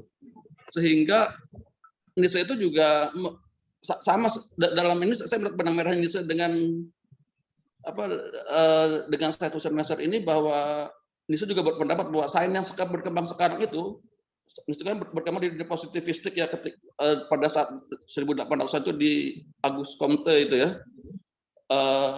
Dia juga melihat kecenderungan sains itu merusak gitu karena dia memilah-milah realitas itu berdasarkan kacamata sains sehingga sains itu membelah-belah realitas, sedangkan Nietzsche itu sendiri kan bilang bahwa realita itu ya harus dilihat sebagaimana mestinya, ada baik, ada buruk, tidak bisa yang buruk itu dipisahkan dari kebaikan karena keburukan itu sendiri juga punya fungsi yang baik gitu loh untuk kehidupan manusia. Jadi sains karena memilah-milah realita ini sehingga sains cenderung merusak gitu. Itu saya lihat benang merahnya seperti itu. Itu apakah statement itu salah atau tidak gitu melihat hal ini? Itu saja sih Kang Aan. Terima kasih atas penjelasannya. Mantap sekali yang saya jadi mendapatkan insight yang bagus tentang Nasr ini. Makasih Kang Aan. Makasih Kang Mustafa. Ini Pak Mustafa ngajar juga Pak? Saya enggak. Silakan, Mas Aan. Enggak. Iya. Tapi pertanyaannya luar biasa Pak. Udah pertanyaan ya memang seperti S3 filsafat Pak. Udah S3 filsafat. Nah, saya coba ya Pak ya. Mudah-mudahan bisa menjawab ya Pak ya. Pertama Pak, yang integrasi ilmu tadi yang Bapak sampaikan. Sebetulnya kalau Nasr itu Pak, memang beliau tadi posisinya itu bukan mengajarkan perspektif teknis Pak ya, tahapan per tahapan enggak. Justru Nasr itu memberi memberi bangunan, kira-kira bangunan sebelum ilmu itu dilahirkan Pak, namanya metafisik. Itu dulu dibenerin dulu itunya. Kalau Nasr begitu. Misalnya beliau dengan sangat mudah masuk ke banyak tradisi Pak ya. Misalnya Satchit Ananda dalam tradisi Hindu misalnya. Bahwa kebenaran, keindahan ada itu satu kesatuan. Jadi kalau orang dianggap benar itu ya pasti indah. Kalau indah itu pasti benar. Kayak gitu Pak. Ada itu ya pasti benar gitu. Jadi Satchit Ananda itu dikembangkan juga oleh Nasr. Makanya Nasr juga di dalam buku-bukunya Pak banyak juga bicara mengenai estetika, tentang etika dan lain sebagainya. Jadi betul-betul memang Nasr bicara betul-betul spesialis menghadirkan yang metafisik. Nah, ketika Nasr bicara mengenai integrasi ilmu Pak, sebetulnya Nasr lebih banyak memberi contoh di peradaban Islam. Makanya banyak sekali buku-buku Nasr yang membincangkan mengenai peradaban Islam. Banyak. Contoh misalnya tentang sains dan peradaban Islam ya, itu ada bukunya. Nasr itu ketika menceritakan mengenai misalnya kedokteran. Nah ini kan ada Bang Dito tadi ya, di kedokteran juga. Itu ketika bicara mengenai kedokteran, misalnya beliau mengutip Ar-Razi mengenai at-tib ar-ruhani. Jadi dokter itu di dalam tradisi Islam itu bukan hanya dokter fisik, tetapi juga ternyata berurusan dengan dokter jiwa, bahkan dokter ruhaniah. Maka ada bukunya At-Tib Ar-Ruhani. Ketika Nasr cerita mengenai matematika, itu pun sama Pak. Jadi matematika itu di dalam tradisi Islam bukan hanya matematika kuantitatif, tapi ada juga matematika kualitatifnya. Ini yang menarik Pak. Dan Nasr, karena beliau juga menguasai tradisi sejarah sains Pak, bukan hanya di Islam ya, tapi juga di Barat, beliau dengan sangat mudah Pak lari-lari jauh ke Yunani. Misalnya beliau ketika membahas tentang matematika Islam, dalam artian peradaban Islam, itu Nasr juga mengutip Pitagoras. Bahwa dulu Pak Pitagoras itu yang namanya ilmu angka atau matematika itu sakral loh. Makanya murid-muridnya Pitagoras itu ada dua kelompok. Ada yang namanya matematikoi, ada namanya mistikoi. Jadi matematikoi itu murid Pitagoras yang belajar matematika ke Pitagoras. Tetapi sekaligus muridnya juga menjadi pengamal tarekat, Pak. Kesucian. Ini yang kemudian menginspirasi, kalau di peradaban Islam, Pak, ada namanya Ikhwanus Sofa. Namanya itu anonim-anonim, Pak. Karena ini sekumpulan orang-orang nih, yang mencintai matematika, sekaligus juga mencintai spiritualitas. Seperti Umar Khayyam, misalnya. Ya, seperti juga Al-Khawarizmi, misalnya. Ya, itu sama. Jadi, di Islam itu, Pak, peradaban itu selalu hubungannya antara batin dan lahir. Nah, itu Nasr itu Pak. Jadi ketika bicara mengenai integrasi, ya itu integrasi itu. Bicara dimensi lahir sekaligus dimensi batin. Sebagaimana juga kosmologi ilahiyah, bahwa Allah itu yang awal, yang akhir. Artinya hidup itu alfa, beta ya gitu ya, omega Pak ya. Jadi ada awal, ada akhir. Tapi sekaligus juga Pak, zahir batin, lahir batin. Jadi ilmu pun begitu. Ada ilmu lahir, ada ilmu batin. Ada kimia, ada alkemi. Itu beda. Jadi kalau gini, kimia itu ilmu yang mengolah tadi Pak, logam ya, diusahakan menjadi emas gitu. Nah, alkemi itu mengolah batin yang kotor supaya menjadi emas, menjadi bersih batinnya Pak. Makanya kenapa buku yang ditulis oleh Imam Al-Ghazali itu judulnya adalah Kimia Usa'adah, Kimia Usa'adah. Kimia kebahagiaan. Karena sebetulnya Al-Ghazali ingin bicara mengenai kimia, tapi alkemia tadi. Dimensi mistik dari kimia. Jadi dulu Islam itu Pak, berkembang peradaban itu, apa ya, batinnya berkembang, lahirnya berkembang gitu Pak. Jadi dua-duanya itu berkembang kuat. Nah, sains modern itu memangkas yang batin-batin tadi Pak. Jadi yang batin-batin tadi, ya tadi dimulai dengan Descartes, apalagi nanti diradikalkan oleh David Hume, oleh George Berkeley, oleh John Locke misalnya. Ya sebagai contoh misalnya Pak, David Hume. David Hume itu, beliau kan mengakui kalau segala sesuatu itu ya nggak lebih dari bundle of perception. Hanya persepsi saja. Bahkan konsep Tuhan pun nggak lebih hanya dari persepsi saja. Nah itu kan reduktif itu. Seakan-akan manusia aja substansinya nggak ada, Pak. Jadi kalau Bapak bilang ada manusia, kalau David Hume nggak ada. Manusia itu nggak lebih dari sekumpulan persepsi saja. Dan itu diradikalkan terus, Pak. Nanti masuklah ke Immanuel Kant. Nah, Immanuel Kant bicara mengenai noumena fenomena. Ya, walaupun beliau berhasil ngasih ruang terhadap iman, tetapi juga sekaligus memunculkan anggapan kalau wilayah Tuhan itu nggak bisa dibahas, Pak. Jadi ya udahlah, itu das Ding an sich itu nggak bisa dibahas. Nah ini yang kemudian menjadi pintu masuk Hegel, termasuk tokoh sebelumnya, baik Fichte maupun Schelling. Jadi ada Fichte, Schelling, termasuk Hegel, bicara mengenai roh absolut dan sebagainya. Ini yang kemudian dikritik oleh Marx dengan menutup aliran Hegelianisme itu menjadi sangat material. Maka namanya dialektika historis materialisme atau materialisme historis, Karl Marx. Menolak yang ruh. Nah itu juga nanti pengaruh ke Nietzsche Pak. Jadi Nietzsche itu sebetulnya dari Bapak sampaikan, Nietzsche itu dia meruntuhkan metafisika Pak, tetapi membuat metafisika baru. Jadi beliau itu bukan anti metafisik Pak, tapi menghancurkan metafisika dengan metafisika baru. Misalnya ketika bicara beyond good and evil Pak ya, itu sebetulnya termasuk sains Pak, itu dihancurkan dulu metafisikanya, tapi dibangun metafisika baru. Nietzsche itu bahasa gampangnya beginilah. Jadi manusia itu apa ya? Harus dikasih kebebasan mutlak, harus ditumbuhkan segala potensi yang dimilikinya. Jadi supaya berkembang. Nah, apapun yang berkembang yang melemahkan manusia, maka itu harus diubah, harus didekonstruksi, Pak. Termasuk agama.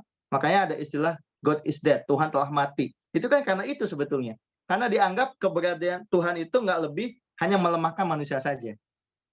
Makanya bagi Nietzsche, ya Tuhan dibunuh, begitu. Ya kan, Tuhan dibunuh, maka manusia bisa menjadi Tuhan, Tuhan baru, menciptakan nilai-nilai baru. Makanya Nietzsche itu nggak terlalu setuju ya dengan orang yang suka nolong-nolong gitu. Orang nolong itu kalau melemahkan buat apa? Orang itu harus menguatkan orang lain, bukan melemahkan orang lain. Maka bagi Nietzsche, lebih baik orang itu ada di pertempuran daripada hidup damai. Karena hidup damai hanya menjadikan manusia lemah, tidak menjadikan manusia kuat. Manusia kuat hanya akan muncul di saat dalam peperangan. Ubermensch. Nah, ini yang kemudian Pak diambil teorinya oleh Hitler lewat bukunya Mein Kampf, yang itu menginspirasi gerakan Nazi di Jerman kemudian. Gitu ya Pak ya, itu yang Nietzsche. Tapi jangan salah, Nietzsche ketika masuk ke Iqbal, pemikir Islam yang temannya Ali Jinnah mendirikan Pakistan, itu malah menjadi Nietzsche yang religius Pak. Jadi Nietzsche itu ketika mengembangkan teorinya tadi Pak, itu hanya separuh iman Pak. La ilaha, tiada Tuhan, hancurkan semuanya. Tapi oleh Iqbal disempurnakan Pak, illallah, kecuali Allah. Makanya baca Nietzsche, Bapak harus lanjut Pak, baca Iqbal ya. Jangan berhenti di Nietzsche Pak. Nanti Bapak bisa mendekonstruksi semuanya nanti. Oke, kemudian sedikit, tadi ada yang mau komentar juga ya. Apakah di dalam tradisi pemikiran Barat juga nggak berkembang? Berkembang Pak. Jadi kritik atas sains modern itu juga muncul Pak. Contoh misalnya, ada yang namanya Thomas Kuhn. Thomas Kuhn itu kita tahu, Thomas Kuhn itu mengkritik yang namanya objektifikasi. Jadi sesuatu objektif itu dikritik oleh Thomas Kuhn. Kenapa? Karena bagi Thomas Kuhn yang namanya pengetahuan itu sebetulnya tidak lebih dari konsensus sosial, tergantung konsensus sosial. Misalnya dulu ada kasus Ponari ya yang menemukan batu gitu Pak, katanya bisa menyembuhkan. Ya tergantung, kalau dunia medis yang nggak kenal dunia itu ya dianggap itu adalah anomali kan. Itu bukan sains. Tetapi jangan lupa bahwa yang anomali ketika sudah menjadi konsensus itu bisa menjadi pengetahuan normal Pak, namanya normal science. Nah itu satu contoh Pak. Thomas Kuhn mengkritik pengetahuan objektif melalui memasukkan unsur konsensus sebagai kritik atas metode verifikasi yang dikembangkan oleh sains modern. Ada juga yang lain, misalnya Karl Popper. Popper juga sama Pak. Popper itu mengkritik sains modern, mengkritik paradigma verifikasi, merevisinya menggunakan istilah falsifikasi. Jadi kalau verifikasi itu bahasa gampangnya, untuk menunjukkan kebenaran suatu teori, maka carilah pembenarannya melalui verifikasi. Kalau Karl Popper enggak, tunjukkan salahnya, falsifikasi. Ya, jadi kalau misalnya semua angsa hitam, untuk menggugurkan teori itu bagaimana? Gampang, cari angsa yang bukan hitam. Kalau ketemu satu aja, maka teori itu gugur. Jadi nggak usah mencari angsa hitam lagi. Nah, sains modern itu terus mencari angsa hitam, Pak. Kalau Popper enggak. Makanya Popper mengatakan bahwa yang namanya pengetahuan itu nggak ada objektif, Pak. Hanya mendekati saja. Karena yang mendekati objektif, maka harus siap dikritik. Tidak ada pengetahuan itu ditemukan mutlak kebenarannya. Enggak. Dia itu hanya dianggap mutlak. Hanya dianggap mutlak karena belum ketemu teori yang menolaknya. Itu saja, itu Popper. Belum yang lainnya, Pak. Ada namanya Paul Feyerabend, penulis buku Against Method. Itu sama. Paul Feyerabend itu mengkritik metode-metode yang dikembangkan oleh sains modern. Karena sebetulnya yang namanya sains itu, Pak, nggak bisa dianggap mutlak. Karena metode itu aja nggak mutlak. Jadi against method. Nah, di luar itu semua, Pak, memang muncul banyak gerakan-gerakan lain yang mengkritik orang-orang modern. Misalnya, orang seperti Herbert Marcuse, yang tadi saya sebut juga di awal, nulis buku One Dimensional Man, manusia satu dimensi. Sama itu mengkritik juga, Pak. Di mana kemodernan itu melakukan masifikasi. Seakan-akan sesuatu itu kebenaran itu harus masif, harus sama. Teori demokrasi harus sama, ya, social justice harus sama, pakaiannya sama, stylenya sama. Itu kan bahaya sebetulnya. Makanya nanti memunculkan juga Pak aliran lain seperti Francis Lyotard, Pak, itu mengembangkan yang namanya teori postmodernisme, di mana kebenaran itu bukan narasi besar, tapi sebagai narasi-narasi kecil. Nah itu ada gerakan postmodernisme. Gerakan lainnya ada namanya gerakan New Age. New Age itu Pak, itu gerakan spiritualis sebetulnya. Itu sama, mengkritik kemodernan. di mana kemodernan yang menghilangkan unsur spiritual itu ya harus dikembalikan. Tetapi bedanya Pak, gerakan New Age ini populer saja. Dia tidak memiliki unsur kedalaman sebagaimana di dalam tradisi filsafat perennial. Itu bedanya. Maka orang barat itu banyak Pak, dia bekerja di kantor tapi kemudian dia belajar yoga. Ya, yoga itu hanya untuk sesuatu yang sangat pragmatis saja, mungkin tanpa mengimani kehinduan misalnya. Orang belajar yoga. Orang membaca buku-buku Rumi juga sama, Pak. Jadi membaca buku banyak Rumi, meskipun dia nggak beragama Islam, nggak menjadi sufi, tapi tetap belajar Rumi. Itu gerakan-gerakan New Age berkembang sangat kuat. Ya kalau di Indonesia itu ada tokoh seperti Anand Krishna, itu New Age, Pak. Gerakan New Age kalau di Indonesia. Kemudian yang terakhir, Pak, apakah kemodernan juga ada kritik dari para pendukung kemodernan sendiri? Ada. Misalnya di Jerman ada Jürgen Habermas dengan mengembangkan teori etika diskursif, ya. Itu juga sama, memberi ruang bahwa oke lah, kemodernan punya kelemahan, tetapi harus dilanjutkan dengan cara apa? Dialog. Jadi jangan sampai kebenaran itu dianggap benar dan anti dialog. Harus didialogkan. Selama didialogkan harus ada prasyaratnya tuh Pak. Misalnya menghormati orang, sebagai orangnya juga harus punya pendapat, dihargai, kayak gitu-gitu. Itu Habermas. Jadi dinamika itu ada Pak. Jadi sangat kuat juga di peradaban Barat ya. Cukup ya Pak? Udah banyak nih Pak. Mantap sekali ini Kang Aan. Terima kasih atas pencerahannya nih, sangat-sangat bergizi nih. Oh alhamdulillah. Iya, terima kasih. sama-sama Pak. Juga Ya. memotivasi saya untuk belajar lebih lanjut ini. Ayo, kan. semangat Pak. Semangat Ya, Pak. makasih. Ya. Makasih. Ya, makasih Pak Mustafa. Ya. Ya, Assalamualaikum. Ya, salam katu. Silakan masih ada. Oke, terima kasih. Selanjutnya buat Eka Makalunseng ya. Silakan.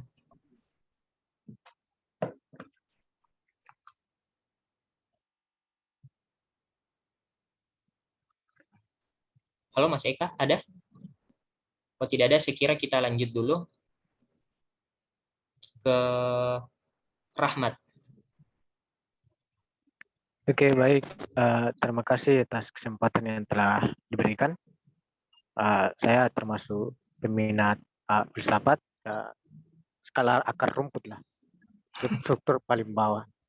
Beda halnya dengan metafisika yang sebagai struktur paling atas yang itu telah tercerabut dari sains. Yang kemudian dari sinilah pusat kritik dari Jose Nas dari pemaparan tadi.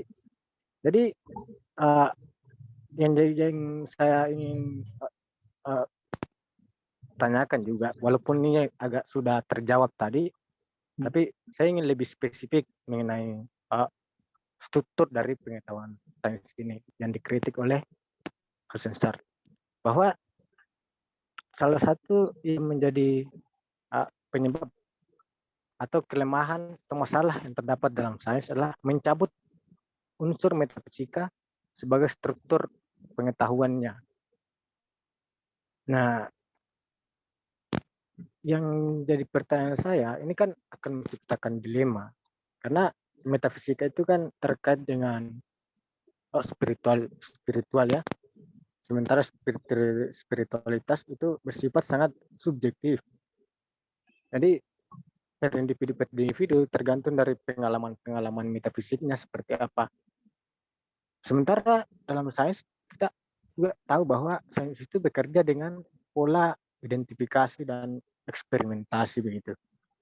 Nah ini kan tidak terkoneksi ya kalau kita hubungkan antara metafisika dengan pola eksperimen. Nah jadi bagi saya agak netral posisi sains ketika dia mencabut unsur metafisika dalam struktur paradigma pengetahuannya. Ini juga untuk menghalangi semacam bias penilaian dalam klaim dari sebuah penemuan. Kan kadang-kala ketika orang mengikutsertakan aspek-aspek metafisik yang sangat subjektif, baik itu dari agama manapun, spiritual manapun, itu akan kadang-kala menciptakan kerancuan-kerancuan atau pertanyaan-pertanyaan yang justru memicu masalah baru, sehingga kesan objektivitas atau pemahaman yang universal tadi, yang walaupun sudah disinggung, itu akan sulit dicapai, karena intinya orang akan berdebat mengenai subjektivitasnya masing-masing. Itu masalah pertama. Yang kedua tadi itu mengenai krisis. Jadi ada dengan tercerabutnya metafisika dari paradigma sains ini, itulah yang menyebabkan krisis seperti yang dikatakan tadi, seperti eksploitasi alam, krisis eksistensi, berbagai masalah-masalah sosial dan seterusnya. Bagi saya ini bukanlah akibat dari sains ataupun para ilmuwan itu sendiri, karena lagi-lagi sains ini dan para ilmuwan ini dia kan bersifat artinya netral lah dalam posisinya sebagai orang yang hendak menyelidiki sesuatu berdasarkan pada rasa penasaran dan keingin-tahuannya. Namun yang justru menjadi penyebab utama dari berbagai kerancuan, berbagai problematika ini adalah pengendali. Artinya para sains dan paradigma sains ini tidak punya kendali apa-apa ataupun hanya sekedar menemukan ya itu saja. Nah, yang masalah ini adalah pengendali dari sains dan berbagai bidang-bidang kehidupan seperti elit, kapitalis, penguasa dan seterusnya. Justru bagi saya inilah yang menciptakan berbagai macam polemik tadi. Jadi bukan pada paradigma sains ataupun para ilmuwan yang bermasalah. Jadi para yang paling atas ini, yang penguasa. Jadi ketika yang mentalnya serakah dan seterusnya atau dominatif, seperti misalnya kita lihat Amerika itu kan ya dinilai sebagai negara dengan sains paling nomor satu. Salah satu penemuan terbaiknya adalah pesawat siluman. Pesawat siluman ini yang dirancang oleh ilmuwan melalui rumus-rumus saintifik, paradigma saintifik, itu ketika dia bermanuver ke suatu wilayah itu kan tidak bisa dideteksi baik secara sensor audio, tidak bisa didengar, tapi ketika dia masuk suatu wilayah tiba-tiba meledak begitu saja, tidak bisa dilacak begitu. Nah,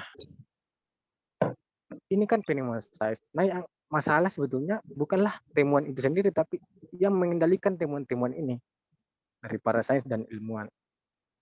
Jadi bukan paradigma ataupun yang bermasalah. Itu yang kedua. Yang ketiga terakhir singkat saja, tadi mengenai Heidegger, yaitu mengenai tentang ada yang menghayati sang ada.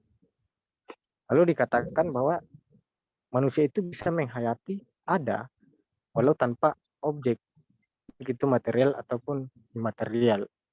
Seperti yang dicontohkan tadi pulpen dan objek-objek tertentu. Ini bagaimana bisa terkoneksi begitu?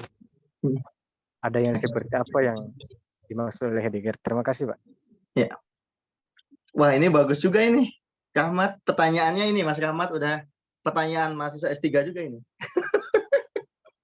Tapi saya paham posisinya. Jadi gini, oke.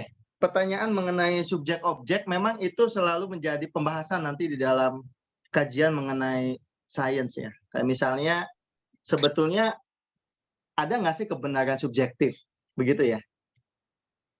Atau memang kebenaran itu objektif? Nah, kalau kita merujuk ke dalam kajian mengenai filsafat ilmu misalnya, termasuk filsafat ilmu di dalam Islam misalnya, itu ada dua jenis pengetahuan. Jadi ada namanya knowledge by presence, ada knowledge by correspondence. Jadi knowledge by presence itu adalah pengetahuan yang tadi dianggap subjektif tadi, Mas Rahmat. Itu juga pengetahuan, tapi pengetahuan diri. Ada namanya knowledge by correspondence. Yang tadi Mas Rahmat sampaikan itu, yang kedua science, itu adalah knowledge by correspondence. Jadi knowledge by correspondence itu bahasa gampangnya adalah kalau kita punya suatu konsepsi, maka itu dicek, diverifikasi dengan realitas objektif, benar atau tidak. Kalau benar, maka itu objektif. Kalau tidak, itu false, itu salah, nggak dipakai lagi. Atau dirumuskan ulang, begitu kira-kira. Nah, tetapi yang kemudian menjadi concern Nasr dalam hal ini adalah bahwa pengetahuan itu bukan hanya objektif tadi. Dan lagi-lagi saya katakan Nasr nggak menolak temuan-temuan ilmiah tadi, Mas Rahmat.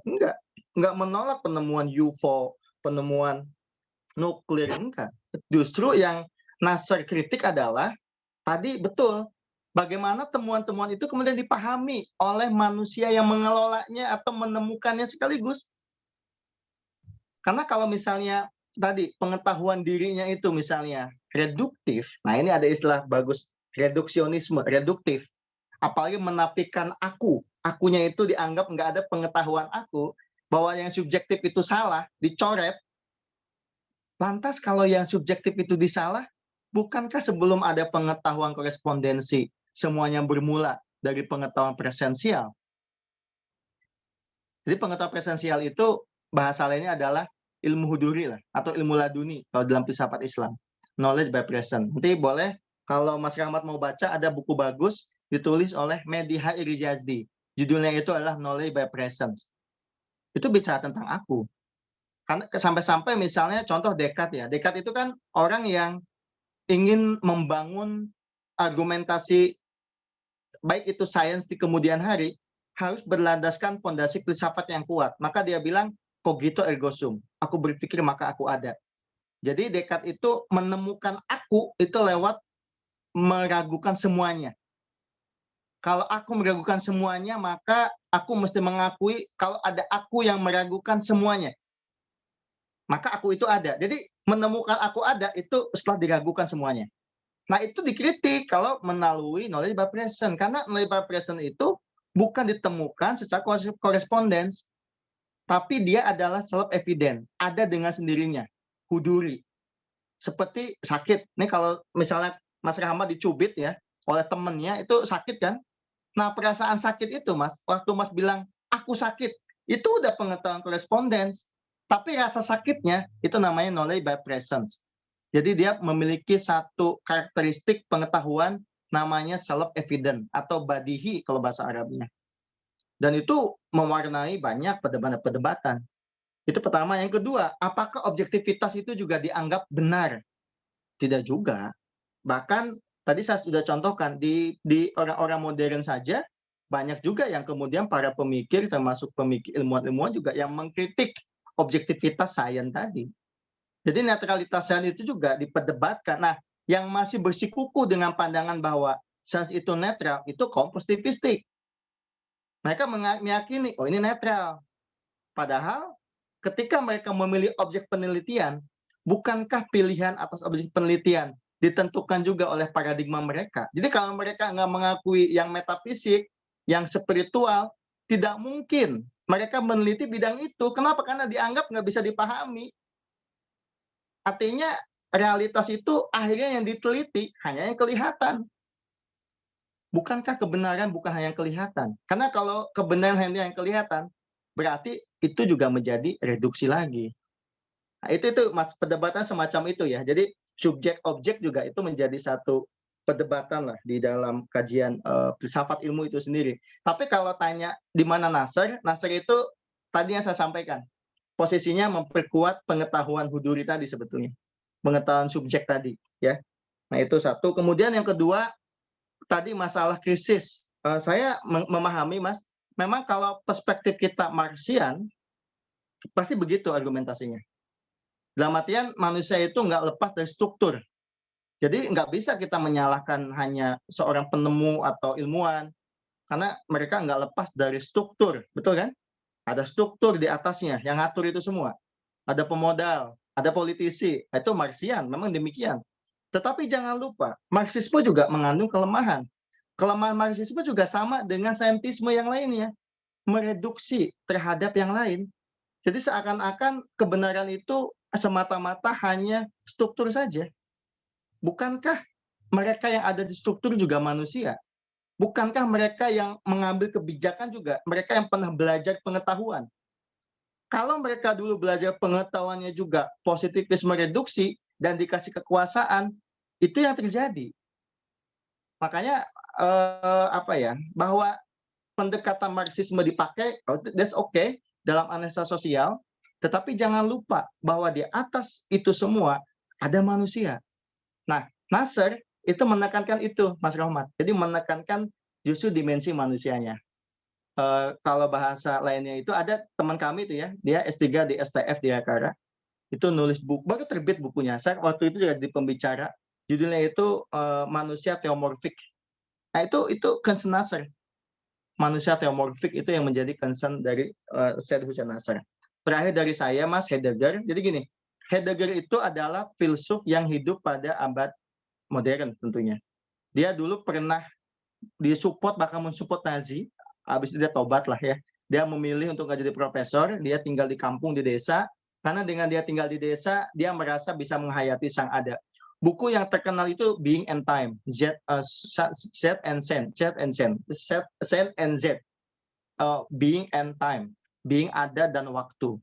Jadi memang filsafat Heidegger itu adalah filsafat yang ingin melihat manusia itu hubungannya dengan waktu, dengan temporalitas atau kemewaktuan, time, manusia dan waktu. Sehingga ketika misalnya memahami mengenai kecemasan misalnya ya, itu ditarik ke waktu. Jadi kenapa manusia cemas? Manusia cemas atau anxiety karena manusia adalah ada yang menuju kematian. Jadi ada yang menuju kematian. Jum'un chode, ada yang menuju kematian. Nah, ada tuh begini, Mas. Di sini memang Heidegger menjelaskan dengan sangat tegas beda antara ada dengan adaan. Jadi ada dengan adaan itu kira-kira begini. Ada itu gini, kalau kita nih menyebut ada, selalu yang dirujuk adaan. Contoh, misalnya ada, kita pasti pakai atribut tuh. Ada meja, ada kursi, ada manusia, ada. Padahal hakikat ada itu sendiri, ya, itu bisa dipahami bahkan dirasakan tanpa atribut-atribut tadi. Nah, justru sains dan teknologi yang berkembang di era modern itu kenapa mengandung krisis? Karena melupakan ada tadi. Jadi ketika bicara mengenai hakikat yang ada, itu selalu rujukannya keluar keadaan-adaan tadi, gitu. Bahkan Heidegger saking tidak inginnya terjebak kepada pengonsepan, ketika membahas tentang manusia, Heidegger nggak mau ngomong manusia, dia pakai istilah bahasa Jerman, namanya Dasein. Dia yang ada di sana, hanya nunjuk aja, dia yang ada di sana, Dasein yang Jum'un Chode, yang menuju kematian. Itu yang dibahas. Dan menurut saya pandangan Heidegger ini mirip bahkan persis dekat dengan pandangannya Mula Sadra di dalam tradisi filsafat Islam. Gitu. Itu Kak Rahmat. Iya ya Pak, paham. Terima kasih. Paham ya? Memang agak abstrak kan. Tapi kira-kira betul, saya juga dulu memahami ini pusing sekali saya baca Heidegger. Ini maksudnya apa? Tapi saya coba baca Sadra ya, baca Al-Hikmah Al-Muta'aliyah. Saya juga baca Being and Time. Akhirnya saya, oh ini maksudnya. Jadi kalau orang yang mungkin spiritual ya, ketika bicara yang ada itu cuma satu akhirnya Mas Rahmat. Al-wujud. Makanya kenapa Ibnu Sina ketika bicara yang ada, itu kan wajibul wujud, hanya satu ada kan. Sedangkan yang lainnya itu adalah mungkinul wujud. Dia ada, tidak ada, tergantung wajibul wujud, tergantung ada yang sungguh-sungguh ada. Ini Kak Rahmat mah nanyanya perlu kelas kedua nih, nanti kita bahas lah. Sang ada ya khusus tuh. Nggak tahu, ini nangkap nggak Mas Rahmat? Jadi itu sebetulnya. Jadi contoh lain. Misalnya orang agama, Mas. Ketika bicara yang ada, langsung rujuknya ke Allah gitu. Allah kan itu kan? Ada itu Allah. Kalau saintis yang ada, itu hakikat objektif. Kemudian kalau mungkin kalangan yang lain, misalnya empiris, sesuatu yang empirical, itu yang ada. Sedangkan sang ada itu sendiri itu terpahami nggak sih oleh manusia? Gitu. Makanya kita itu berfilsafat sebetulnya aletheia bahasanya itu. Aletheia itu apa? Ekleren gini. Biarkan sang ada itu menampilkan dirinya. Tuh kan makin metafisik kan. Sang ada itu menampilkan dirinya kepada kita. Tugas kita apa? Memahami, menyelami itu dan hadir dengan dirinya itu sendiri. Jadi kita mempersiapkan diri kita sendiri.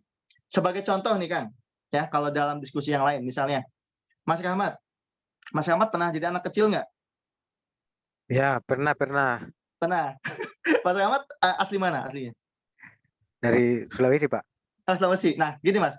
Waktu anak kecil itu nih, anak kecil. Itu kan kalau dia di Sulawesi bahasanya bahasa apa? Bahasa apa di sana? Waktu kecil bahasanya apa Mas Rahmat? Anak-anak, Pak. Hmm? Ya, bahasa Indonesia juga, Pak. Anak-anak. Bahasa Indonesia semua. Oke. Maksud saya gini, coba anak kecil itu ya, ketika anak kecil itu belum belajar bahasa, itu jangan dianggap dia nggak paham kan? Dia belum ngomong nih, belum bisa ngomong nih. Makan, minum, tapi dia udah paham belum? Sudah paham. Ya, ya, Walaupun benar-benar. nggak ngomong, belum belajar ngomong udah paham. Itu artinya apa? Sebetulnya ada namanya pengetahuan pradiskursif.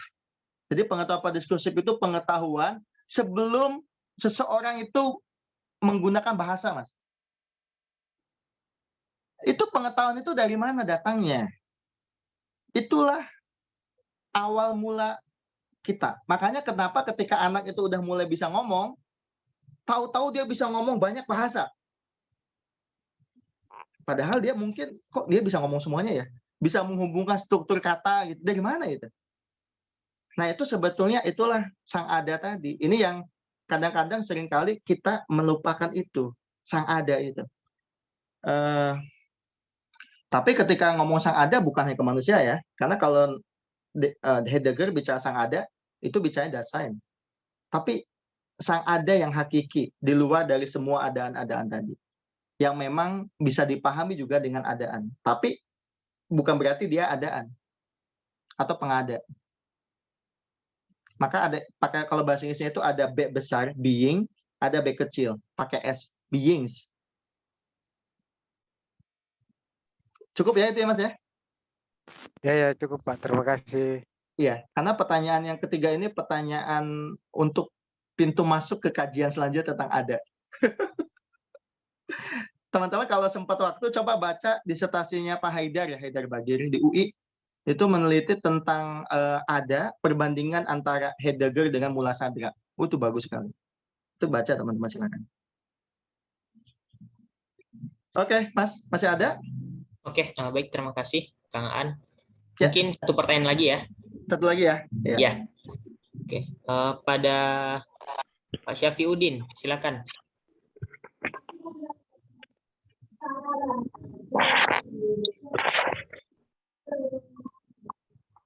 Halo? Halo ya, Pak Syafiuddin. Mana? Tadi ketik di chat ini, permisi mau tanya. Silahkan.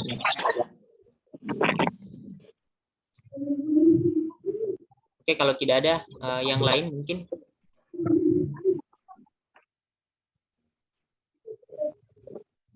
Itu kan barusan bilang tuh Mas ya, kalau tidak ada yang lain. Jadi ketiadaan itu ada atau enggak sih?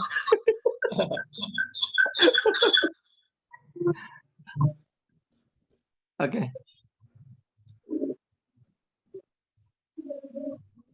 Atau mungkin ini karena Kang Aan, ada pertanyaan dari Ica dari cabang Kendari.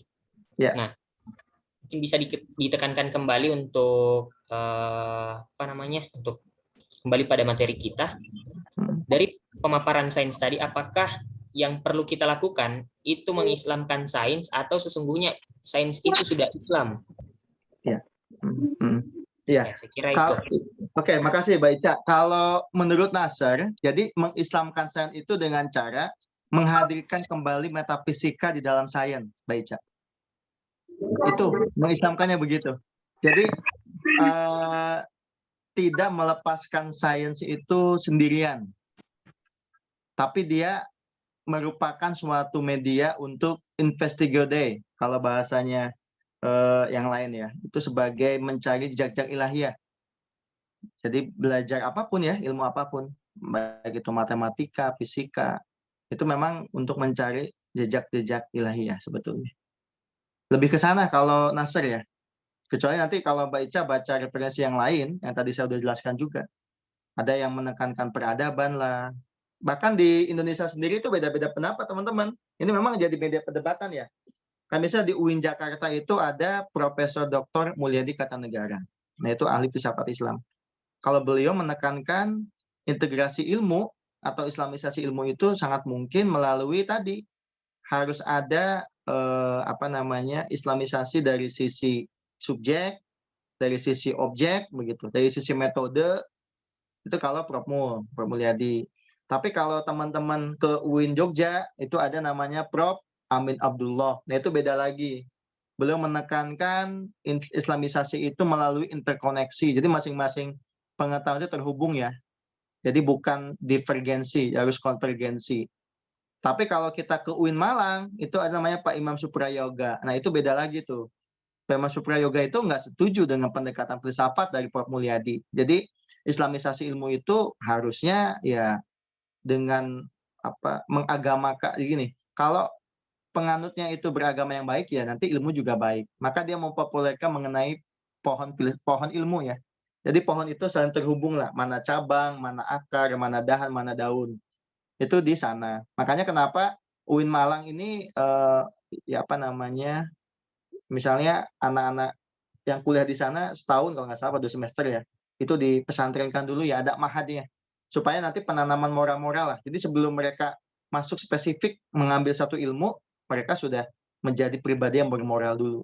Maka nanti ilmunya pun dianggap bisa lebih bermoral ketika mereka sudah menguasai ilmu-ilmu itu. Gitu. Kayak gitu, Mbak Ica. Kalau Nasr tadi sudah saya jelaskan ya, lebih ke metafisik.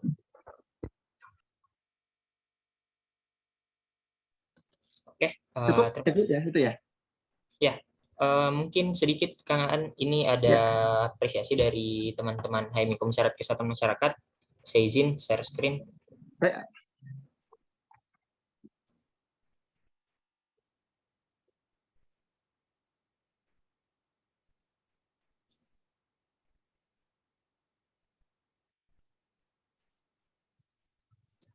Oke. Kang dipoto Kang. Ya, sertifikat berupa apresiasi kepada Pak Aan. Kemudian teman-teman peserta yang lain bisa untuk mengaktifkan kamera. Kita sesi foto bersama terlebih dahulu. Aku di-share ya nanti ya. Iya.